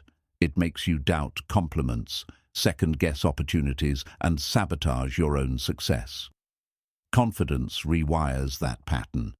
It teaches your nervous system that safety isn't in avoidance. It's in authenticity. You stop fearing exposure and start embracing expression.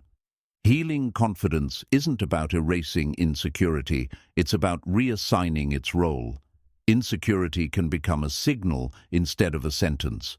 It tells you where you need growth, not where you need shame. When you listen with compassion instead of judgment, your flaws stop being threats. They become teachers. Confidence grows from competence. The more you build skill, the less you rely on validation. Every hour of practice adds to your foundation. You start realizing that mastery is the ultimate confidence builder, not praise, not ego, but effort. Effort gives you evidence that no critic can erase. The cruelest voice you've ever heard probably lives inside you now. It echoes every time you doubt your worth. But here's the truth. That voice is not yours. It's borrowed. It belongs to the people who didn't see your value, to their own insecurities disguised as authority. Rebuilding confidence means returning that voice and reclaiming your own. You cannot hate yourself into strength. Shame does not produce power. You have to rebuild your inner dialogue with words that empower, not punish. Replace, "I can't believe I failed again," with, "I learned something today." Replace, "I'm so behind," with, "I'm still moving." These small rewrites repair the cracks that criticism left behind. Confidence is a byproduct of integrity. Every time you act in alignment with what you know is right, even when it's hard, you reinforce your worth. You don't need external confirmation when you have internal conviction. The world may doubt you, but your spirit won't. Criticism makes you hyper-aware of flaws, but discipline shifts your focus back to growth. You stop asking, "What's wrong with me?" and start asking, "What can I build next?" That question changes everything. It pulls you out of shame and into strategy. You stop waiting for approval and start creating progress. One of the hardest truths is that some criticism was never about you. It was about them. Broken people project their pain onto others. The insults you believed were reflections of someone else's wounds. When you understand that, you stop carrying guilt that never belonged to you. Confidence is built through self-compassion in action. When you fall, you don't collapse into self-blame. You correct with care. You speak to yourself the way a coach would, not a critic. That didn't work. Let's try again. That sentence alone separates the destroyed from the determined. You can rebuild confidence by focusing on small wins. Make promises to yourself that you can actually keep. Start your day by completing one meaningful task. That momentum sends a signal to your brain. We follow through now. Slowly, your identity shifts from self-doubt to self-trust. Criticism taught you to fear mistakes, but confidence comes from embracing them. Every mistake means you're still alive, still learning, still in motion. Failure isn't the opposite of confidence, it's the foundation of it, because only those who try have the privilege to fail and rise again. The mind remembers pain vividly, but it forgets progress easily. That's why you must document your growth. Write down your victories, however small. Review them often. Confidence isn't built by waiting to feel capable. It's built by reminding yourself of the evidence that you already are. Confidence rebuilds itself in solitude, not in loud rooms, not in applause, but in quiet moments when you keep going with no witnesses. You begin to see that your worth was never dependent on the crowd. It was always dependent on your character. To unlearn years of criticism, you must separate feedback from identity. Feedback is information. Identity is sacred. When someone corrects you, listen, but never translate it into self-hate. You can grow without degrading yourself. You can improve without internalizing every flaw as final truth. Rebuilding confidence requires forgiving the old you, the one who stayed silent, who accepted less, who didn't know better. That version of you wasn't weak, they were surviving. Now that you know more, you can do more. Forgiveness is what turns regret into redemption. You can't heal confidence through comparison. The moment you measure your worth against others, you re-enter the same system that destroyed it. Focus on personal progress. You are not in competition, you are in construction. Build at your own pace, brick by brick. Criticism creates a fear of visibility, but hiding only reinforces shame. To rebuild confidence, you must practice exposure in small doses. Speak in the meeting, share your work, show your face. The more you step into light, the more you realize it doesn't burn, it warms. Confidence returns when you stop overcorrecting to be liked. The constant self-editing, toning down your truth, shrinking your ideas, drains your authenticity. When you start saying what you mean again, your self-respect returns. Confidence thrives on congruence. The people who once broke your confidence can't rebuild it for you. That responsibility is yours now. But that's also your freedom. No one holds that power anymore. You get to decide who you become, how you speak to yourself, and what energy you accept moving forward. Confidence is not about arrogance, it's about acceptance. It's not shouting your worth, it's quietly knowing it. It's walking into a room without needing to compare. When you accept that your presence is already enough, you stop auditioning for spaces that were never meant for you. You rebuild confidence by focusing less on being perfect and more on being prepared. The prepared mind feels powerful. Study your craft. Strengthen your habits. When you know you've done the work, you don't need to fake belief. It becomes natural. The world might still criticize, but it won't cut as deep once you've built inner armor. That armor isn't pride, it's peace. You stop reacting to every opinion because you finally understand that criticism is noise, not guidance. You listen selectively. You respond strategically. Rebuilding confidence means learning to celebrate progress instead of perfection. You give yourself permission to enjoy the journey. You stop delaying joy until arrival. The more gratitude you practice for small victories, the more fuel you have for greater ones. Confidence grows through ownership. You stop blaming your past for your pain and start owning your healing. You say, "This happened, but it doesn't define me." That statement alone reclaims power. Ownership turns trauma into transformation. When rebuilding confidence, learn to separate humility from self-erasure. You can be humble without disappearing. True humility says, "I'm still learning," not "I'm not good enough." Confidence and humility can coexist. One keeps you grounded, the other keeps you growing. You'll know your confidence has returned when you no longer need to prove anything.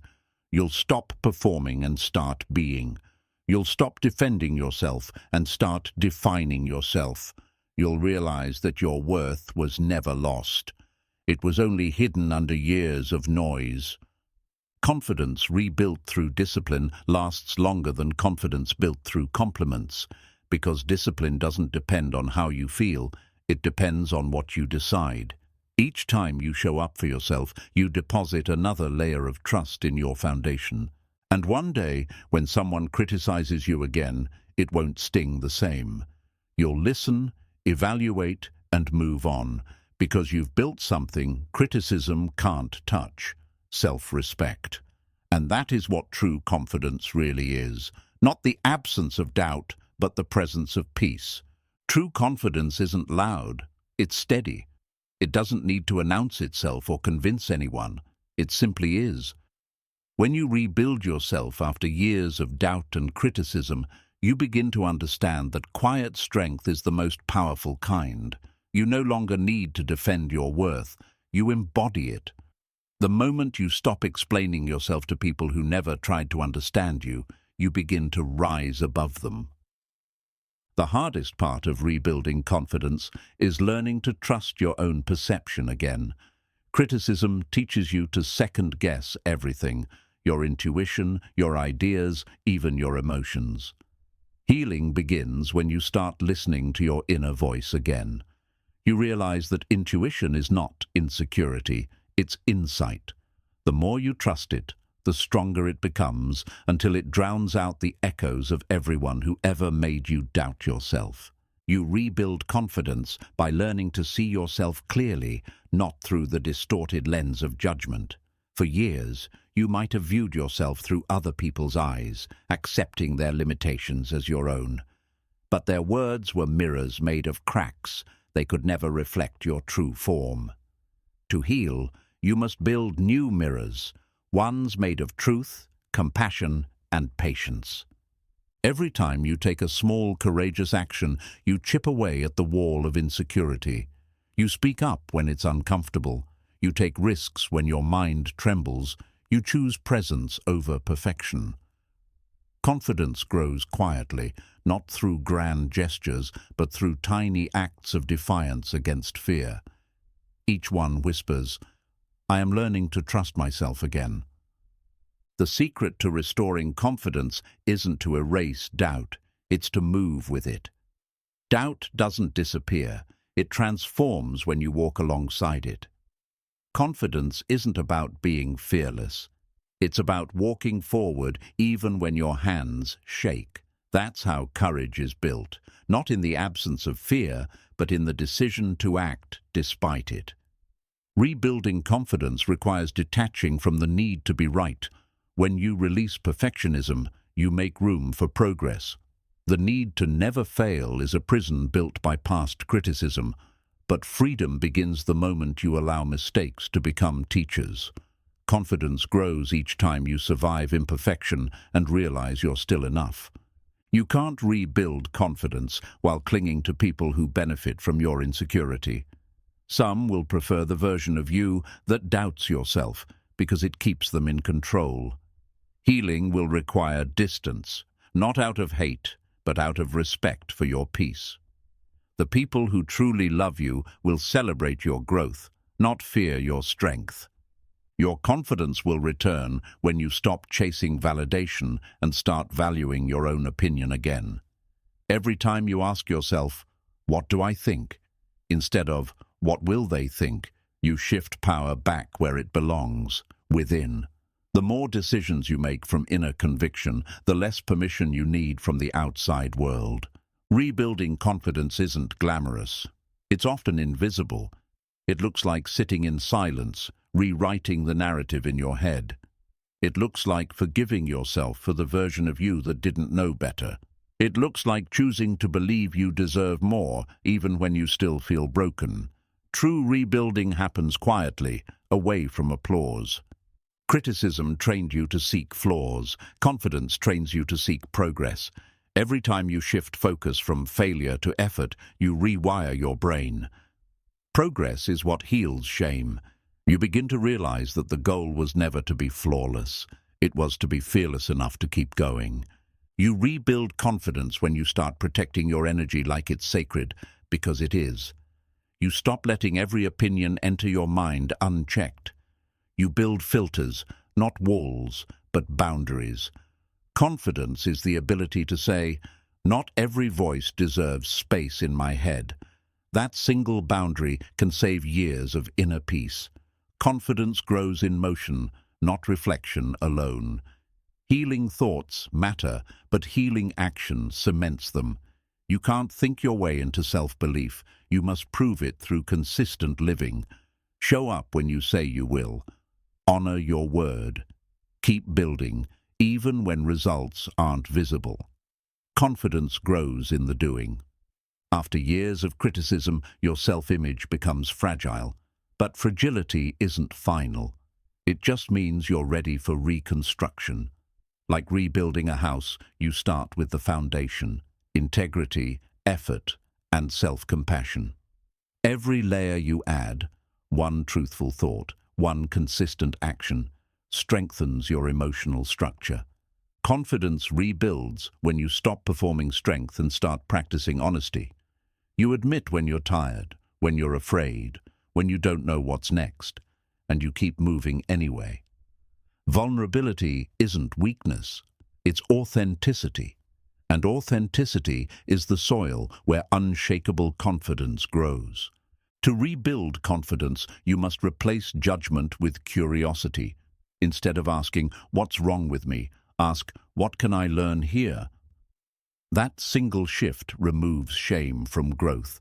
Confidence is not knowing everything. It's knowing you can handle learning anything.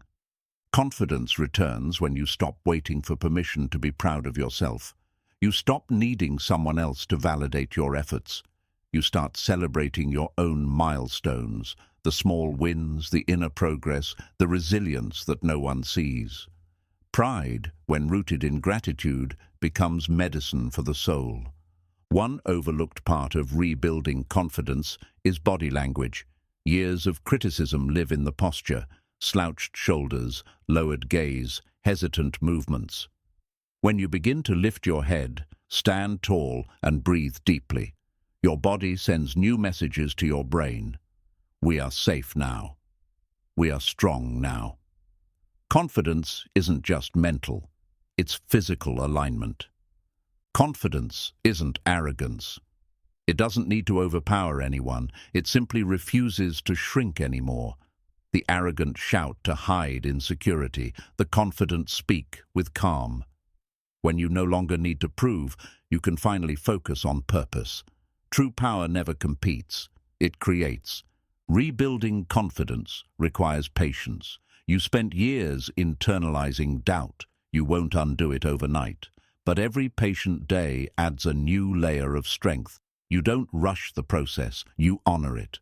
Healing at your own pace is not weakness, it's wisdom. You'll know your confidence is returning when you stop apologizing for existing. When you no longer say sorry for taking space, for having opinions, for wanting more. That's when you reclaim sovereignty over your life. Apology belongs to mistakes, not to identity.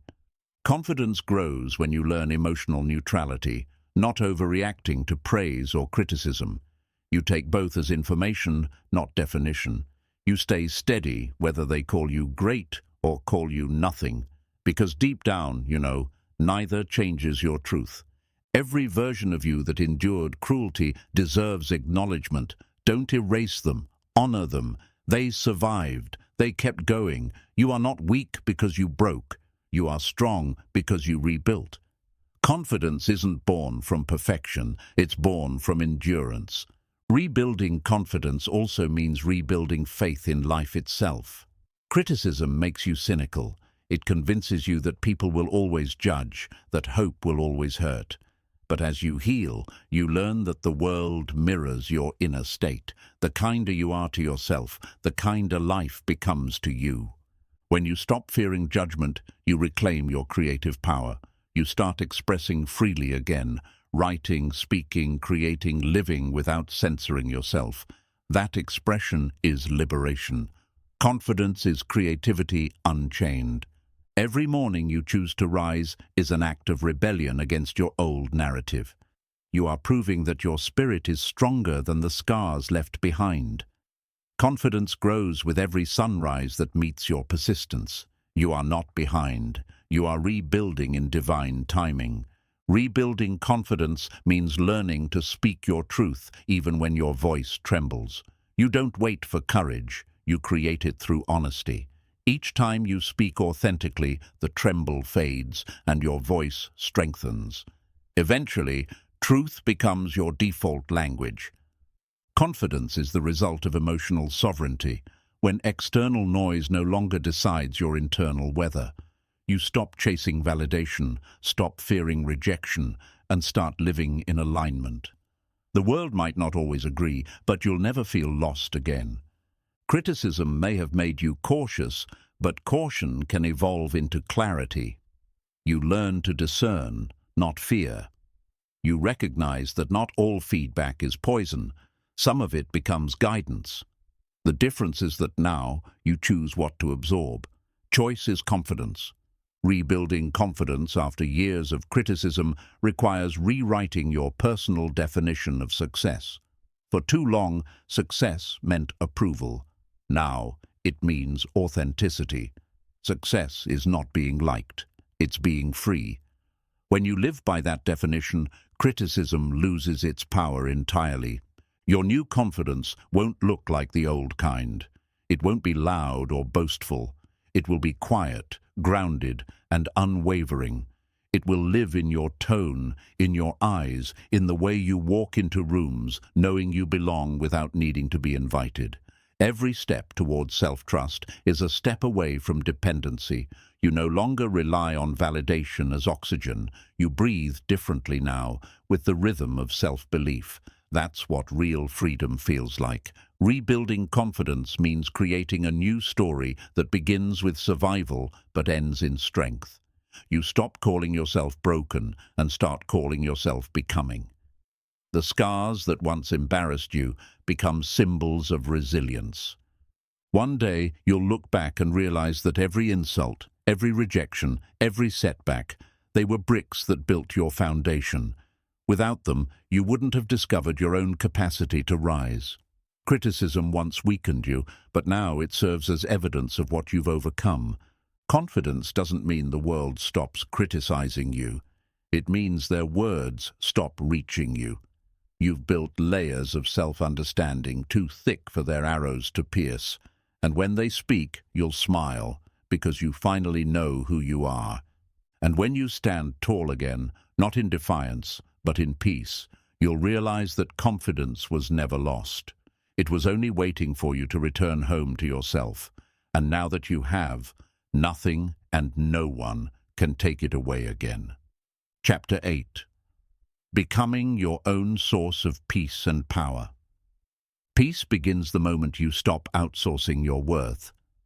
As long as your calm depends on someone else's approval, you'll live on emotional credit, always borrowing happiness from others and paying it back with anxiety. Real peace comes when you realize that everything you were seeking outside, love, validation, strength, already existed within. The world can add to your joy, but it should never control it. Becoming your own source of peace means learning to sit with yourself without running from the silence. It's easy to fill your time with noise, people, and distraction, but solitude is where the truth hides. When you sit in stillness, the chaos of the world fades, and the voice of your soul grows louder. That's when you begin to remember who you are, without the world's opinions attached. Power isn't dominance, it's direction. It's the quiet, unwavering clarity that says, I know where I'm going, even if no one else does. When you build power internally, you stop chasing control externally. You don't need to manipulate outcomes or force validation. You simply move with conviction. True power doesn't shout, it stays grounded when everything else trembles.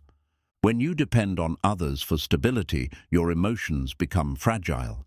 One text, one opinion, one rejection, and your peace shatters. To be your own source of peace means to stop negotiating your emotional weather with external forces. You become the thermostat, not the thermometer. You decide the temperature of your spirit, regardless of the storms outside.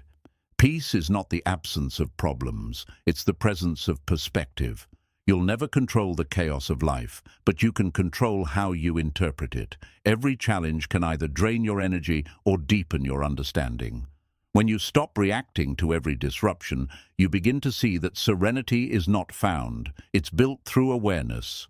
To become your own source of peace, you must first stop fighting yourself. Most of your exhaustion doesn't come from life, it comes from the war inside your head. The arguments between who you are and who you think you should be.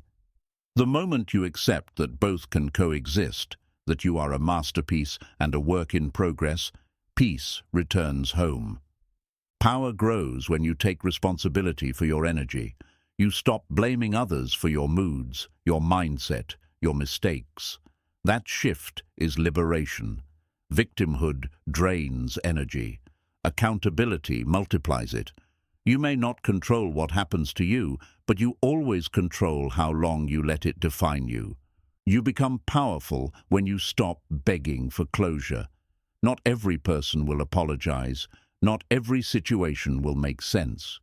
Peace means closing chapters without answers. You don't wait for someone else to heal your wound. You seal it with wisdom. That's the mark of emotional adulthood. Choosing peace even when justice never came. Becoming your own source of peace means mastering emotional minimalism. You stop overreacting to small things. Stop carrying every burden that's not yours. Stop confusing care with control. You simplify your heart. The less you hold, the lighter you walk. Serenity thrives in simplicity. You reclaim power by setting boundaries that protect your peace. Boundaries aren't barriers, they're bridges to balance. Every no you say to chaos is a yes to calm. The people who truly love you will adjust. The ones who only benefited from your weakness will leave, and that's how peace filters your life naturally. Peace grows in proportion to your discipline. Chaos loves unstructured minds. When you create habits that align with your values, waking early, eating well, staying focused, practicing gratitude, you teach your brain stability. Order within creates order without. To be your own source of power, you must learn to be consistent with yourself. Stop being loyal to your feelings. Start being loyal to your principles. Feelings change like weather. Principles remain like mountains. When your choices come from values, not moods, you become unstoppable. Becoming your own source of peace requires forgiving yourself for the years you abandoned yourself, for the times you stayed silent, stayed small, stayed where you didn't belong. Self-forgiveness is not about excusing the past, it's about releasing its weight so you can walk forward without dragging yesterday behind you. Power is not about control over others, it's about control over reaction. You don't need to prove you're strong by winning arguments. The strongest person is the one who can choose silence when silence is sacred. The one who can walk away without resentment because they no longer need the chaos to feel alive. Peace deepens through acceptance. When you stop demanding that life always be fair, you stop suffering twice, once from the pain and again from resistance. Acceptance doesn't mean agreement. It means understanding that peace matters more than perfection. You can either replay the unfairness or rise above it. You reclaim peace when you stop being addicted to intensity. Some people confuse peace with boredom because they've been conditioned to equate chaos with meaning. But peace is not empty. It's full. It's clarity, creativity, and calm in one breath. Once you taste it, you'll stop chasing drama and start guarding your energy. Power is created through emotional honesty. Stop pretending you're fine when you're not. Real strength isn't denial, it's awareness. When you can face your pain without letting it define you, your energy becomes pure. You can't heal what you hide, and you can't rise while lying to yourself. Truth is the foundation of inner power. Being your own source of peace means letting go of control. You learn that not everything needs fixing, explaining, or proving. You stop chasing outcomes and start mastering effort. You release attachment to how things should be and embrace what is. That surrender isn't weakness, it's wisdom. You find peace when you stop rushing. The world glorifies speed, but true transformation takes time. You can't microwave maturity or fast-forward healing. When you slow down enough to actually live your moments, not just survive them, life stops feeling like a race and starts feeling like a rhythm. Power grows when you stop seeking approval. Approval is a drug. The more you get, the more you need. Freedom begins when you quit the addiction. You stop living for applause and start living from alignment. The peace that comes from authenticity is stronger than any praise that comes from performance. Becoming your own source of peace means mastering detachment. You love deeply, but you don't cling. You give freely, but you don't expect. You show up fully, but you don't lose yourself. That's emotional maturity. To care without collapsing, to give without losing your ground. Inner peace demands presence. Regret lives in the past. Anxiety lives in the future. Peace can only live here, in the now. Every time you pull your attention back to this moment, you gather fragments of yourself that the world scattered. That's why mindfulness isn't a luxury, it's survival. You reclaim your power when you stop being afraid of being alone. Solitude doesn't mean loneliness, it means alignment. When you can enjoy your own company, you stop settling for relationships that cost your sanity. Peaceful solitude is always better than chaotic companionship. Peace and power both come from clarity. When you know who you are and what you stand for, decisions become simple. You stop chasing everything that sparkles and start choosing what strengthens. Clarity filters chaos. It's the compass that guides a peaceful life. To become your own source of peace, practice gratitude for progress instead of perfection. Gratitude keeps the heart soft, while power keeps the mind strong. The combination of both creates balance, the ability to stay gentle without being weak, to stay grounded without being cold. You reclaim peace when you stop resisting endings. Not everything is meant to last. Some things are meant to teach. When you accept that, you stop trying to resurrect what was never meant to live forever. Peace isn't found in holding on. It's found in letting go with grace. Power means taking ownership of your energy every single day. Protect your mornings because they set the tone for the day. Protect your nights because they restore your strength. How you spend your hours becomes how you spend your life. Attention is currency. Spend it wisely. You strengthen peace by practicing emotional hygiene. Just like you clean your body, you must cleanse your mind through journaling, prayer, or silence. You can't stay peaceful while carrying yesterday's clutter. Peace is a daily maintenance practice, not a one-time achievement. Becoming your own source of peace means living in alignment with your truth, even when it's inconvenient. The mind finds peace when the mouth, the heart, and the actions all tell the same story. Dishonesty creates internal conflict. Authenticity creates inner calm. Your inner power blooms when you learn to redirect pain into purpose. Every wound becomes a well of wisdom once you stop running from it. The energy once used for self-pity transforms into self-mastery. Pain can either imprison you or propel you. The choice defines your peace. To maintain peace, limit emotional access. Not everyone deserves front-row seats to your life. Some people only bring noise where silence was sacred. Protecting your peace isn't selfish, it's self-respect. Boundaries are acts of love, both for yourself and for others.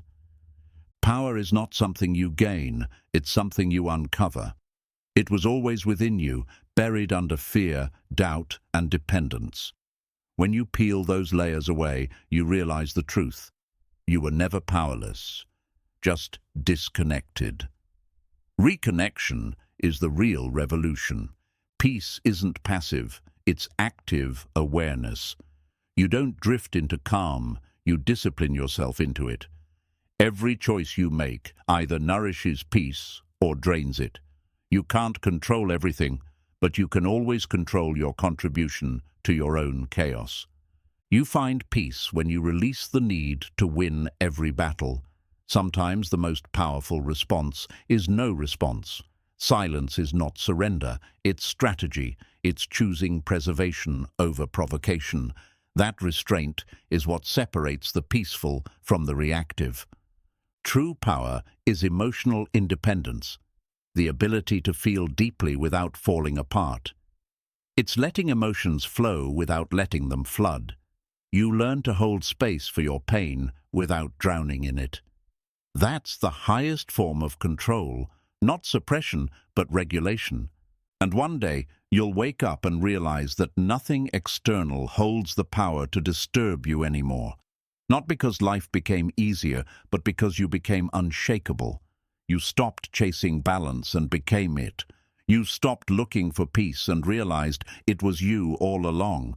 The deeper you go within yourself, the more peace you discover. What used to trigger you no longer has access to your energy. The same words that once hurt you become background noise because you've outgrown the version of yourself that needed external approval. That's how peace evolves, not by removing chaos from the world, but by removing chaos from your response to it. Becoming your own source of peace means mastering your inner narrative. Every story you tell yourself either builds serenity or breaks it. I can't handle this creates anxiety. I'll find a way creates calm. The words you whisper to yourself shape the atmosphere of your life. Speak in a language that strengthens your spirit. True power comes when you no longer need to prove your worth. You stop competing, comparing, and chasing validation because you realize your value is constant. Power that comes from ego is fragile. It cracks under criticism. Power that comes from peace is unshakable because it doesn't depend on applause, it depends on alignment. To sustain inner peace, you must live with intention. Every distraction, every meaningless habit, every toxic connection drains your strength. But when your choices serve your purpose, you generate energy instead of wasting it. Peace is the byproduct of purpose. Power is the discipline to protect it. You build power when you stop arguing with reality. The more you resist what is, the more energy you lose. Acceptance doesn't mean resignation. It means redirecting your energy from control to creation. Once you accept what you can't change, you free up power to change what you can.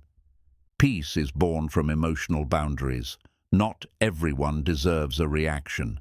Some things don't require closure. Some words don't deserve a reply. When you stop trying to fix every misunderstanding, you start protecting your inner quiet. Silence becomes your shield, not your surrender. You become your own source of peace when you stop expecting people to understand your journey. They weren't given your vision. They weren't meant to. Explaining yourself to those committed to misunderstanding you only drains your spirit. Protect your energy by being selective with your explanations. Not everything sacred needs to be shared. The moment you stop expecting others to complete you, you step into your own power. You realize that love is not about dependency, it's about expansion. Two whole souls walking together in peace are far stronger than two halves clinging for completion. The relationship with yourself sets the tone for every relationship after. To find lasting peace, you must make friends with uncertainty. Life will never be fully predictable, and that's what makes it beautiful.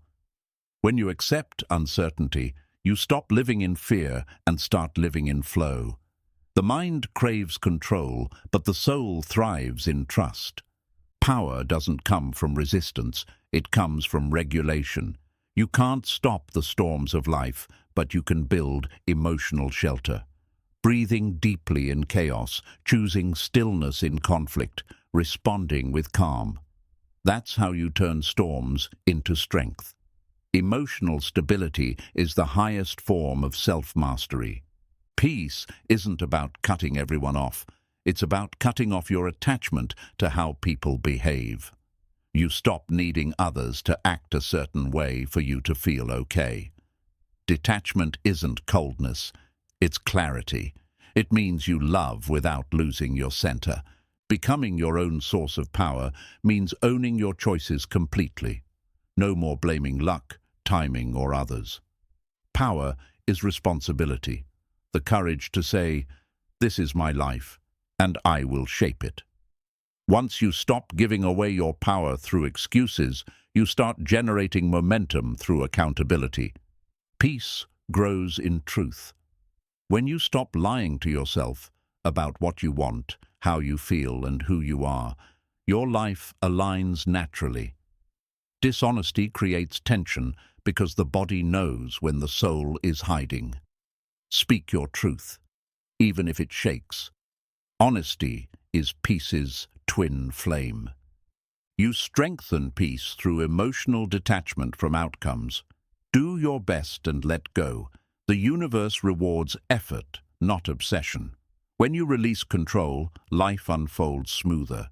You stop forcing what's not meant for you and start receiving what aligns effortlessly. Power is cultivated through patience. The strongest people are the ones who wait without complaint and act without rush. They understand that everything meaningful takes time to mature: healing, wisdom, success, peace. Patience is the discipline of trust. Becoming your own source of peace requires choosing solitude over noise. The world is addicted to distraction, constant scrolling, endless stimulation. But silence is where strength regenerates. Every moment you spend in stillness is a conversation with your higher self. You find peace when you stop carrying other people's emotions, their anger, their judgment, their chaos. Those are not yours to fix. Compassion doesn't mean absorption. You can be kind without becoming a container for everyone's pain. Detachment is not cruelty, it's healthy distance. Power begins the moment you stop seeking control and start seeking alignment. Control tries to bend reality to your will, alignment flows with it. When you align with truth through discipline, awareness, and faith, life begins to work with you, not against you. Peace demands boundaries with yourself too. You must protect your time, your thoughts, your focus. Not every urge deserves obedience. Not every thought deserves attention. Discipline of the mind is what keeps the heart at ease. A quiet life begins with a trained mind. You reclaim power every time you refuse to engage with negativity. When gossip starts, you choose silence. When chaos knocks, you don't answer. That's not weakness, that's wisdom. Energy saved from reaction becomes energy redirected toward creation. The secret to inner peace is rhythm.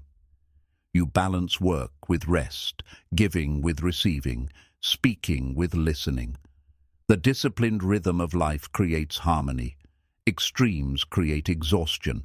Balance creates power. Peace thrives in rhythm, not rush. True peace requires forgiveness, not because others deserve it, but because you do. Holding grudges is like drinking poison and expecting the world to change. Forgiveness doesn't excuse the past, it frees you from carrying it. You deserve to be lighter. Becoming your own source of peace also means accepting your shadow. The parts you hide, your anger, insecurity, jealousy, they are not your enemies, they're signals. The moment you face them without shame, you transform them into strength. Integration is wholeness.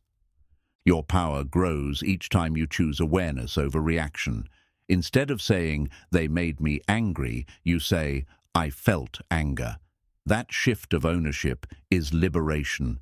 When you name your emotions without blaming others, you regain control of your internal landscape.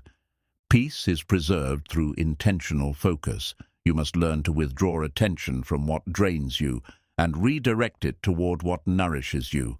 What you focus on multiplies. A peaceful mind is one that guards its attention like gold. You cannot find peace while chasing perfection.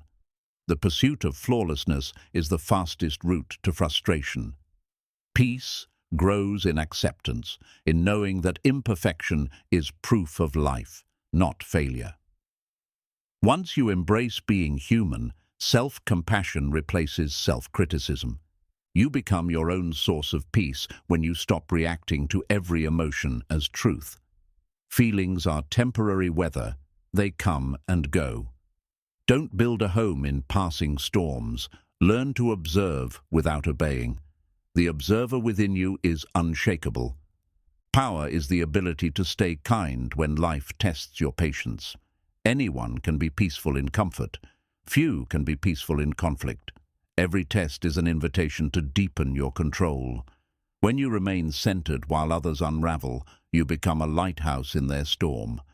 To sustain peace, release the need to always be understood. Not everyone will comprehend your path.